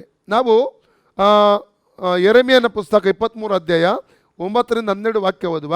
ಬುಕ್ ಆಫ್ ಜೆರೆಮಯ ಚಾಪ್ಟರ್ 23, 9-12 ವಾಕ್ಯ ಓದಿ. ಪ್ರವಾದಿಗಳ ವಿಷಯ ಇಲ್ಲಿ ದೇವರು ದುಃಖ ಪಡ್ತಾ ಇದ್ದಾನೆ. ಸುಳ್ಳು ಪ್ರವಾದಿಗಳ ಕುರಿತಾಗಿ ದೇವರು ದುಃಖ ಪಡುವಂಥದ್ದನ್ನು ಇಲ್ಲಿ ನಾವು ಕಾಣ್ತೇವೆ. ಪ್ರವಾದಿಗಳ ವಿಷಯ ನನ್ನ ಹೃದಯವು ನನ್ನೊಳಗೆ ಒಡೆದು ಹೋಗಿದೆ, ನನ್ನ ಎಲುಬುಗಳೆಲ್ಲ ಕರಗಿ ಹೋಗಿವೆ. ನಾನು ಯೆಹೋವನಿಗೂ ಆತನ ಪರಿಶುದ್ಧ ವಾಕ್ಯಗಳಿಗೂ ವಶವಾಗಿ ಅಮಲೇರಿದವನಂತಿದ್ದೇನೆ. ಹೌದು, ದ್ರಾಕ್ಷರಸಕ್ಕೆ ಸೋತವನ ಹಾಗಿದ್ದೇನೆ. ಸೀಮೆಯು ಸೂಳೆಗಾರರಿಂದ ತುಂಬಿದೆ. ದೈವಶಾಪದ ನಿಮಿತ್ತ ದೇಶವು ದುಃಖಿಸುತ್ತದೆ. ಹಡವಿಯ ಉಲ್ಗಾವಲು ಬಾಡಿದೆ. ದೇಶದವರು ತ್ವರೆಪಡುತ್ತಾ ಮಾರ್ಗವು ದುರ್ಮಾರ್ಗವು. ಅವರ ಶೌರ್ಯವು ಅನ್ಯಾಯ ಸಾಧಕ. ಪ್ರವಾದಿಗಳು ಭ್ರಷ್ಟರು, ಯಾಜಕರು ಭ್ರಷ್ಟರು. ಹೌದು, ನನ್ನ ಆಲಯದಲ್ಲಿಯೇ ಅವರ ಕೆಟ್ಟತನವು ಕಂಡಿದ್ದೇವೆ ಎಂದು ಯೆಹೋವನು ಅನ್ನುತ್ತಾನೆ. ಇಲ್ಲಿ ದೇವರು ಈ ಒಂದು ಸುಳ್ಳು ಪ್ರವಾದಿಗಳು ನೋಡಿಕೊಂಡು ದುಃಖ ಪಡುವಂಥದ್ದನ್ನು ಇಲ್ಲಿ ಕಾಣ್ತೇವೆ. ಹಾಗಾದ್ರೆ ಒಂದು ತಿಳ್ಕೋಬೇಕು, ಹಾಗಾದರೆ ಸುಳ್ಳು ಪ್ರವಾದಿ ಮತ್ತು ನಿಜವಾದ ಪ್ರವಾದಿಗಳನ್ನು ನಾವು ಹೇಗೆ ಕಂಡು ಹಿಡಿಯೋದಕ್ಕೆ ಸಾಧ್ಯ? ನಾವು ಮತ್ತಾಯನ ಸುವಾರ್ತೆ 7ನೇ ಅಧ್ಯಾಯ 15-20 ವಾಕ್ಯ ಮೊದಲದಾಗಿ ಓದುವ. ಮ್ಯಾಥ್ಯೂ ಚಾಪ್ಟರ್ 7, 15-20 ವಾಕ್ಯ ಓದುವ. ಮೊದಲದಾಗಿ, ಸುಳ್ಳು ಪ್ರವಾದಿಗಳ ವಿಷಯದಲ್ಲಿ ಎಚ್ಚರವಾಗಿರಿ. ಅವರು ಕುರಿವೇಷ ಹಾಕಿಕೊಂಡು ನಿಮ್ಮ ಬಳಿಗೆ ಬರುತ್ತಾರೆ, ಆದರೆ ಒಳಗೆ ನೋಡಿದರೆ ಅವರು ಹಿಡುಕೊಂಡು ಹೋಗುವ ತೋಳಗಳೇ. ಅವರ ಫಲಗಳಿಂದ ಅವರನ್ನು ತಿಳುಕೊಳ್ಳುವಿರಿ. ಮುಳ್ಳು ಗಿಡಗಳಲ್ಲಿ ದ್ರಾಕ್ಷಿ ಹಣ್ಣುಗಳನ್ನು, ಮದ್ದುಕುಣಿಕೆ ಗಿಡಗಳಲ್ಲಿ ಅಂಜೂರಗಳನ್ನು ಕೊಯ್ಯುವುದುಂಟೆ. ಹಾಗೆ ಒಳ್ಳೆ ಮರಗಳೆಲ್ಲ ಒಳ್ಳೆ ಫಲವನ್ನು ಕೊಡುವವು, ಹುಳುಕು ಮರವು ಕೆಟ್ಟ ಫಲವನ್ನು ಕೊಡುವುದು. ಒಳ್ಳೆ ಮರವು ಕೆಟ್ಟ ಫಲವನ್ನು ಕೊಡಲಾರದು, ಹುಳುಕು ಮರವು ಒಳ್ಳೆ ಫಲವನ್ನು ಕೊಡಲಾರದು. ಒಳ್ಳೆ ಫಲವನ್ನು ಕೊಡದ ಎಲ್ಲಾ ಮರಗಳನ್ನು ಕಡಿದು ಬೆಂಕಿಯಲ್ಲಿ ಹಾಕುತ್ತಾರೆ. ಹೀಗಿರಲಾಗಿ ಅವರ ಫಲಗಳಿಂದ ಅವರನ್ನು ತಿಳುಕೊಳ್ಳುವಿರಿ. ನನ್ನನ್ನು ಸ್ವಾಮಿ ಸ್ವಾಮಿ ಅನ್ನುವರೆಲ್ಲರೂ 21 ವಾಕ್ಯ ಬೇಡ. ಹಲ್ಲೆಲೂಯಾ. ಇಲ್ಲಿ ಅವರ ಫಲಗಳಿಂದ ನಾವು ನೋಡ್ತೇವೆ, ಅವರ ಫಲಗಳಿಂದ ಅವರನ್ನು ತಿಳ್ಕೊಳ್ಳುತ್ತೀರಿ. ಸುಳ್ಳು ಪ್ರವಾದಿಯನ್ನು ಕಂಡುಹಿಡಿಯುವಂಥದ್ದು ಅಥವಾ ನಿಜವಾದ ಪ್ರವಾದಿಗಳನ್ನು ಕಂಡುಹಿಡಿಯೋದಕ್ಕೆ ಮಾರ್ಗದ ಫಲಗಳ ಮೂಲಕವಾಗಿ ಎಂಬುದಾಗಿ ಅಲ್ಲಿ ಕರ್ತನು ಹೇಳುವಂತ ನೋಡ್ತೇವೆ. ನೋಡಿ, ಆದಿಕಾಂಡದಿಂದ ಪ್ರಕಟಣೆವರೆಗೆ ನಾವು ಓದುವಾಗ ಇಲ್ಲಿ ನಾವು ಅನೇಕ ಸುಳ್ಳು ಪ್ರವಾದಿಗಳ ಕುರಿತಾಗಿ ನಮಗೆ ಕಲೀಲಿಕ್ಕೆ ಸಿಗುತ್ತದೆ. ನಾವು ಕೆಲವೊಬ್ಬರದ್ದು ನಾವು ಧ್ಯಾನ ಮಾಡೋಣ. ನೆಹೆಮ್ಯ 6ನೇ ಅಧ್ಯಾಯ 14ನೇ ವಾಕ್ಯ ಓದಿ. ನನ್ನ ದೇವರೇ, ಟೋಬಿಯ ಸನ್ಬಲ್ಲಟರು ಮಾಡಿದ ಈ ದುಷ್ಕೃತ್ಯಗಳು ನಿನ್ನ ನೆನಪಿನಲ್ಲಿರಲಿ. ನನ್ನನ್ನು ಎದುರಿಸುವುದಕ್ಕೆ ಪ್ರಯತ್ನಿಸಿದ ಪ್ರವಾದಿನಿಯಾದ ನೋವಾದ್ಯ ಮುಂತಾದ ಪ್ರವಾದಿಗಳನ್ನು ಮರೆಯಬೇಡ. ನೋವಾದ್ಯ ಎಂಬುದಾಗಿರುವಂಥ ಸುಳ್ಳು ಪ್ರವಾದಿಯ ಕುರಿತಾಗಿ ಇಲ್ಲಿ ಕಾಣ್ತಾ, ಇಲ್ಲಿ ನೆಹೆಮೀಯನನ್ನು ಅಲ್ಲಿ ಎದುರಿಸುವಂಥ ಪ್ರವಾದಿಯನ್ನು ಅಲ್ಲಿ ನಾವು ಕಾಣ್ತಾ ಇದ್ದೇವೆ ಪ್ರಿಯರೇ. ಓಕೆ, ಎರಡನೇದಾಗಿ ನಾವು 1 ಅರಸು 18 ಅಧ್ಯಾಯದ 19ನೇ ವಾಕ್ಯ ಓದಿಕೊಳ್ಳುವ. 1 Kings chapter 18-19. ನೀನು ಈಗ ಎಲ್ಲ ಇಸ್ರಾಯೇಲರನ್ನು ಇಜಬೇಲಳಿಂದ ಪೋಷಣೆ ಹೊಂದುವ ಬಾಳನ 450 ಮಂದಿ ಪ್ರವಾದಿಗಳನ್ನು, ಅಶೇರ್ ದೇವತೆಯ 400 ಮಂದಿ ಪ್ರವಾದಿಗಳನ್ನು ಕಾರ್ಮೆಲ್ ಬೆಟ್ಟಕ್ಕೆ ಕರೆಸಿ ಎಂದು ಹೇಳಿದನು. ಇಲ್ಲಿ ಸುಳ್ಳು ಪ್ರವಾದಿಗಳ ಸಂಘವನ್ನು ಇಲ್ಲಿ ನೋಡ್ತೇವೆ ನಾವು. ಆ್ಯಕ್ಚುಲಿ ನಾವು ನಾಳೆ ಪ್ರವಾದಿಗಳ ಸಂಘಗಳ ಕುರಿತಾಗಿ ಕೆಲವೊಂದು ವಿಚಾರಗಳನ್ನು ಕಲೀಲಿಕ್ಕಿದ್ದೇವೆ ನಾವು. 1 King chapter 22:11-12 ವಾಕ್ಯ ಓದಿ. 1 ಅರಸು 22 ಅಧ್ಯಾಯ 11-12 ವಾಕ್ಯ. ಅವರಲ್ಲಿ ಕೆನಾನ ಮಗನಾದ ಚಿದ್ಕೀಯ ಎಂಬುವನು ಕಬ್ಬಿಣದ ಕೊಂಬುಗಳನ್ನು ಮಾಡಿಸಿ ತಲೆಗೆ ಕಟ್ಟಿಕೊಂಡು ಬಂದು, ಕೊಂಬುಗಳಿಂದಲೋ ಎಂಬಂತೆ ನೀನು ಅರಾಮ್ಯರನ್ನು ಇರಿಸಿ ಕೊಂದು ಹಾಕಿವೆ ಎಂದನು. ಉಳಿದ ಪ್ರವಾದಿಗಳು ಇದೇ ತರ ಮಾತುಗಳನ್ನು ನುಡಿದು, ಚಿದ್ಕೀಯ ಮತ್ತು ಅನೇಕ ಪ್ರವಾದಿಗಳ ಸಮೂಹವೇ ಇಲ್ಲಿ ಸುಳ್ಳು ಪ್ರವಾದನೆ ಹೇಳುವಂಥದ್ದನ್ನು ಇಲ್ಲಿ ನಾವು ಕಾಣಲಿಕ್ಕೆ ನಮಗೆ ಸಾಧ್ಯ. ಯೆರೆಮೀಯ 28:15 ಓದಿ. Book of Jeremiah 28:15. ಆಗ ಪ್ರವಾದಿಯಾದ ಯೆರೆಮೀಯನು ಪ್ರವಾದಿಯಾದ ಹನನ್ಯನೇ ಕೇಳು, ಯೆಹೋವನು ನಿನ್ನನ್ನು ಕಳಿಸಲಿಲ್ಲ, ಈ ಜನರು ಸುಳ್ಳನ್ನು ನಂಬುವಂತೆ ಮಾಡುತ್ತಿ. ಅಂದರೆ ಇಲ್ಲಿ ಕೂಡ ಹನನ್ಯ ಎಂಬುದಾಗಿರುವ ಸುಳ್ಳು ಪ್ರವಾದನೆ ಕಾಣ್ತಾ. 29 ಅಧ್ಯಾಯ 21ನೇ ವಾಕ್ಯ. ಜೆರೆಮೀಯ 29:21. ಇಸ್ರಾಯೇಲರ ದೇವರು ಸೇನಾಧೀಶ್ವರನ ಆದ ಯೆಹೋವನು ತನ್ನ ಹೆಸರೆತ್ತಿ ಸುಳ್ಳನ್ನು ಸಾರುವ ಕೋಲಾಯನ ಮಗನಾದ ಅಹಾಬ, ಮಾಸೇಯನ ಮಗನಾದ ಚಿದ್ಕೀಯ ಇವರ ವಿಷಯವಾಗಿ ಇಂತೆಂದನು, ಇಗೋ, ನಾನು ಇವರನ್ನು ಬಾಬೆಲಿನ ಅರಸನಾದ ನೆಬೂಕದ್ನೆಚ್ಚರನ ಕೈಗೆ ಕೊಡುವೆನು. ಇಲ್ಲಿ ಇಬ್ಬರು ಪ್ರವಾದಿಗಳನ್ನು ಸುಳ್ಳು ಪ್ರವಾದಿ ನೋಡಿದ್ದೇವೆ. ಓಕೆ, ಅದೇ ಅಧ್ಯಾಯದಲ್ಲಿ 29 ಅಧ್ಯಾಯದಲ್ಲಿ 31-32 ವಾಕ್ಯ ಓದಿ. 31-32. ಯೆರೆಮೀಯನಿಗೆ ಈ ಅಪ್ಪಣೆ ಮಾಡಿದನು, ಸೆರೆಯವರೆಲ್ಲರಿಗೆ ಹೀಗೆ ಹೇಳಿ ಕಳುಹಿಸು, ನೆಹಲಾಮ್ಯನಾದ ಶೆಮಾಯನ ವಿಷಯದಲ್ಲಿ ಯೆಹೋವನು ಇಂತೆನ್ನುತ್ತಾನೆ, ನಾನು ಕಳಿಸದೆ ಹೋದರೂ ಶೆಮಾಯನು ನಿಮಗೆ ಪ್ರವಾದನೆ ಮಾಡಿ ಸುಳ್ಳಿನಲ್ಲಿ ನಂಬಿಕೆಯನ್ನು ಹುಟ್ಟಿಸಿದ ಕಾರಣ, ಹೀಗೋ ನಾನು ನೆಹಲಾಮ್ಯನಾದ ಶೆಮಾಯನನ್ನು ಅವನ ಸಂತತಿಯನ್ನು ದಂಡಿಸುವೆನು. ಇಲ್ಲಿ ಸುಳ್ಳು ಪ್ರವಾದಿಯಾದ ಶೆಮಾಯನ ಕುರಿತಾಗಿ ನಾವು ಓದ್ತೇವೆ. 2 ಪೇತ್ರ 2ನೇ ಅಧ್ಯಾಯ 14-16. 2 Peter 2:14-16. ಇವರು ಜಾರತ್ವದಿಂದ ತುಂಬಿದ ಮತ್ತು ಪಾಪಗಳನ್ನು ಬಿಡಲೊಲ್ಲದೆ ಕಣ್ಣುಳ್ಳವರು, ಚಪಲಚಿತ್ತರು, ಮರಳುಗೊಳಿಸುವವರು, ಲೋಭದಲ್ಲಿ ತೇರ್ಗಡೆ ಹೊಂದಿದ ಮನಸ್ಸುಳ್ಳವರು, ಶಾಪಕ್ಕೆ ಪಾತ್ರರು ಆಗಿದ್ದಾರೆ. ಇವರು ನೀಟಾದ ಮಾರ್ಗವನ್ನು ಬಿಟ್ಟು ಬೆಯೋರನ ಮಗನಾದ ಬೀಳಾಮನ ಮಾರ್ಗವನ್ನು ಹಿಡಿದು ತಪ್ಪಿ ಹೋಗಿದ್ದಾರೆ. ಬೀಳಾಮನನ್ನು ಇಲ್ಲಿ ಕಾಣ್ತೇವೆ. ಮಾತ್ರವಲ್ಲ, ಪ್ರಕಟಣೆ 2:20 ಎಜೆಬೆಲ್ ಎಂಬಂತ ಪ್ರವಾದಿನ ಸುಳ್ಳು ಪ್ರವಾದಿನ ಕಾಣ್ತೇವೆ. Revolution chapter 2:20. ಆದರೆ ನಿನ್ನ ಮೇಲೆ ಒಂದು ತಪ್ಪು ಹೊರಿಸಬೇಕಾಗುತ್ತದೆ. ಅದೇನೆಂದರೆ, ಹೆಜೆಬೆಲೆಂಬ ಆ ಹೆಂಗಸು ತನ್ನನ್ನು ಪ್ರವಾದಿನಿ ಎಂದು ಹೇಳಿಕೊಂಡು ಜಾರತ್ವ ಮಾಡಬಹುದೆಂದು, ವಿಗ್ರಹಗಳಿಗೆ ನೈವೇದ್ಯ ಮಾಡಿದ ಪದಾರ್ಥಗಳನ್ನು ತಿನ್ನಬಹುದೆಂದು ನನ್ನ ದಾಸರಿಗೆ ಬೋಧಿಸುತ್ತಾ ಅವರನ್ನು ತಪ್ಪಾದ ಮಾರ್ಗದಲ್ಲಿ ಸೇರಿಸುತ್ತಿರುವಲ್ಲಿ ನೀನು ಅವಳನ್ನು ತಡೆಯದೆ ಬಿಟ್ಟಿರ್ತೀಯ ಅಷ್ಟೇ. ಉಪದೇಶಗಳು ರಕ್ಷಣೆ ಹೊಂದಿದ ಮೇಲೆ ಏನು ಬೇಕಾದರೆ ಮಾಡಿದ್ರೆ ತೊಂದರೆ ಇಲ್ಲ, ನಮ್ಮ ಪಾಪಕ್ಕೆ ಕ್ಷಮಾಪಣೆ ಸಿಕ್ಕಿದೆ ಎಂಬುದಕ್ಕೆ ಹೇಳುವಂಥ ಎಷ್ಟೋ ಉಪದೇಶಗಳನ್ನು ಇವತ್ತಿನ ದಿನಗಳಲ್ಲಿ ನಾವು ನೋಡ್ತಾ ಇದ್ದೇವೆ. ನಾವು ಪರಿಶುದ್ಧರಾಗಿದ್ದೇವೆ, ನೀತಿವಂತರಾಗಿದ್ದೇವೆ ಅಂತ ಹೇಳಿ ಅರಿಕೆ ಮಾಡುತ್ತಾ ಪರಿಶುದ್ಧವಾಗಿ ಜೀವಿಸದೆ, ನೀತಿಯಲ್ಲಿ ಜೀವಿಸದೆ ಇರುವಂಥ ಎಷ್ಟು ಉಪದೇಶಗಳು ಇವತ್ತಿನ ದಿನಗಳಲ್ಲಿ ನೋಡ್ತೇವೆ ನಾವು. Okay, revolution chapter 19:20. ಪ್ರಕಟಣೆ 19:20. ಅಲ್ಲಿ ಕ್ರಿಸ್ತ ವಿರೋಧಿ ಸೈತಾನೊಟ್ಟಿಗಿರುವ ಸುಳ್ಳು ಪ್ರವಾದನೆಯಲ್ಲಿ ಕಾಣ್ತೇವೆ ನಾವು. ಆಗ ಮೃಗವು ಸೆರೆ ಸಿಕ್ಕಿತು. ಇದಲ್ಲದೆ ಮೃಗದ ಮುಂದೆ ಮಹತ್ಕಾರ್ಯಗಳನ್ನು ಮಾಡಿ ಮೃಗದ ಗುರುತು ಹಾಕಿಸಿಕೊಂಡವರನ್ನು, ಅದರ ವಿಗ್ರಹಕ್ಕೆ ನಮಸ್ಕರಿಸಿದವರು, ಮರಳುಗೊಳಿಸಿದ ಆ ಸುಳ್ಳು ಪ್ರವಾದಿಯು ಅದರ ಜೊತೆಯಲ್ಲಿ ಸೆರೆ ಸಿಕ್ಕಿತು. ಹಾಗಾದರೆ ಅನೇಕ ಸುಳ್ಳು ಪ್ರವಾದಿಗಳ ಬಗ್ಗೆ ಸತ್ಯವೇದ ಓದ್ತೇವೆ. ನಾಳೆ ದಿವಸ ನಾವು ಸುಳ್ಳು ಪ್ರವಾದಿಗಳ ಲಕ್ಷಣಗಳು, ಗುಣಲಕ್ಷಣಗಳು ಏನೆಂಬುದಾಗಿ 12 ವಿಧವಾದ ಗುಣಲಕ್ಷಣಗಳು ನಾಳೆ ಕಲಿಯುತ್ತೇವೆ. ಪ್ರವಾದಿ ಸಂಘಗಳ ಕುರಿತು ಕಲಿಯುತ್ತೇವೆ. ನಿಜ ಪ್ರವಾದಿಗಳನ್ನ ಹೇಗೆ ಕಂಡುಹಿಡಿಯಬಹುದು ಅವರ ಫಲಗಳ ಮೂಲಕ, ಅದನ್ನು ಕೂಡ ಕಲೀಲಿಕ್ಕೆ ಹೋಗುತ್ತೇವೆ. ಮತ್ತು ಸುಳ್ಳು ಸುವಾರ್ತಿಕರ ಕುರಿತಾಗಿ ಕಲೀಲಿಕ್ಕೆ ಹೋಗ್ತೇವೆ. ಸುಳ್ಳು ಸಭಾಪಾಲಕರ ಕುರಿತು ಕಲೀಲಿಕ್ಕೆ ಹೋಗ್ತೇವೆ. ಸುಳ್ಳು ಬೋಧಕರ ಕುರಿತು ಕಲಿದೆ. ಅಂದರೆ ಹೇಗೆ 5 ವಿಧವಾದ ಸೇವಾ ವರಗಳು ಒರಿಜಿನಲ್ ಆಗಿ ಎಫೆಸ್ 4:11 ಪ್ರಕಾರ ಇದೆಯೋ ಅದಕ್ಕೆ ತದ್ವಿರುದ್ಧವಾಗಿ 5 ವಿಧವಾದ ಸುಳ್ಳು ಸೇವಾ ವರಗಳು ಕೂಡ ಈ ಲೋಕದಲ್ಲಿ ಕಾರ್ಯಾಚರಿಸುವುದರ ಕುರಿತಾಗಿ ಸತ್ಯವೇದದ ವಾಕ್ಯಗಳಲ್ಲಿ ಇರುವಂಥದ್ದನ್ನು ಅಧ್ಯಯನ ಮಾಡಲಿಕ್ಕೆ ನಮಗೆ ಸಾಧ್ಯ. ಇದನ್ನು ಅಧ್ಯಯನ ಮಾಡುವಾಗ ನಾವು ಎಚ್ಚರವಾಗಲಿಕ್ಕೆ ನಮಗೆ ಸಾಧ್ಯವಾಗ್ತದೆ, ವಿವೇಚಿಸಲಿಕ್ಕೆ ನಮಗೆ ಸಾಧ್ಯವಾಗುತ್ತದೆ. ಪ್ರಿಯರೇ, ಬನ್ನಿ ನಾವು ಪ್ರಾರ್ಥನೆ ಮಾಡಿ ಇವತ್ತಿನ ಅಧ್ಯಯನ ಮುಗಿಸೋಣ. ಪ್ರಾರ್ಥನೆಯೊಂದಿಗೆ ಎಲ್ಲರೂ ಕಣ್ಣು ಮುಚ್ಚಬೇಕಾಗಿ ಕೇಳಿಕೊಳ್ತಾನೆ. ನಿಮ್ಮ ಕರಗಳನ್ನು ಮುಂದಕ್ಕೆ ಚಾಚಿರಿ. Thank you ಜೀಸ್. ದೇವರ ಕೈಗೆ ಒಪ್ಪಿಸಿಕೊಡೋಣ. ಒಂದು ವೇಳೆ ಇವತ್ತು ಕೇಳಲ್ಪಟ್ಟ ವಾಕ್ಯದಲ್ಲಿ ದೇವರು ನಮ್ಮನ್ನು ಎಚ್ಚರಿಸಿರುವುದಾದರೆ, ನಮಗೆ ತಿದ್ದುಪಾటు ಮಾಡಿರುವುದಾದರೆ ದೇವರ ಬಳಿ ಕ್ಷಮಾಪಣೆ ಕೇಳಿಕೊಳ್ಳೋಣ. ರೀಮಾ ಶಕತ್ತೋ ರೋಕೋತ್ತೋ ಲಿ ಅಂತ ದೇವರು ನಮ್ಮನ್ನು ಪ್ರೀತಿ ಮಾಡ್ತಾನೆ. ಪ್ರಿಯರೇ, ಆತನ ಕರೆಗೆ ಒಪ್ಪಿಸಿಕೊಡೋಣ. Thank you Jesus. ಹಲ್ಲೆಲೂಯಾ. ರಕತ ಲಮನ ರೇಪೆ. ನಮ್ಮ ಜೀವಿತದಲ್ಲಿ ದೇವರು ಸರಿಯಾದ ಮಾನಸಾಂತರ ಉಂಟು ಮಾಡಿ ಪವಿತ್ರಾತ್ಮನ ಸರಿಯಾದ ಕನ್ವಿಕ್ಷನ್ಗೆ ನಮ್ಮ ನಡೆಸಲಿ. Thank you Lord. ತಂದೆ ದೇವರು ಯೇಸುವಿನ ನಾಮದಲ್ಲಿ ಪವಿತ್ರಾತ್ಮನ ಸಹಾಯದಿಂದ ಪಾದಕ್ಕನ್ನು ಬಂದಿದ್ದೇವೆ. ನನ್ನ ವಾರ್ತೆಯನ್ನು ಕೇಳುವಂಥ ಎಲ್ಲ ಜನರಿಗೆ ಪ್ರಾರ್ಥಿಸುತ್ತೇನೆ. ಎಲ್ಲರನ್ನೂ ಆಶೀರ್ವಾದ ಮಾಡು. ನಿನ್ನ ವಾಕ್ಯದ ದೃಢವಾಗಿ ನಿಲ್ಲಲು ಸಹಾಯ ಮಾಡು ಅಪ್ಪ. ಒಂದು ವೇಳೆ ತಿದ್ದುಪಾಟು ಬೇಕಾದಲ್ಲಿ ಅವ್ರಿಗೆ ಬೇಕಾದ ತಿದ್ದುಪಾಟು ಕೊಟ್ಟಿರುವುದಾಗಿ ಸ್ತೋತ್ರ. ಅವರು ಕರೆಕ್ಷನ್ ಮಾಡಿಸಿಕೊಳ್ಳಲು ನಿನ್ನ ಆತ್ಮನ ಕೃಪೆಯನ್ನು ದಯಪಾಲಿಸಬೇಕಾದ ಕರ್ತನೆ ಕೇಳಿಕೊಳ್ತಾನೆ. ಕಾರ್ಯ ಮಾಡುವುದಕ್ಕೆ ಸ್ತೋತ್ರ. ಯೇಸುವಿನ ಸಲ್ಲಿ ತಂದೆ ದೇವರೇ, amen. Praise the Lord. God bless you.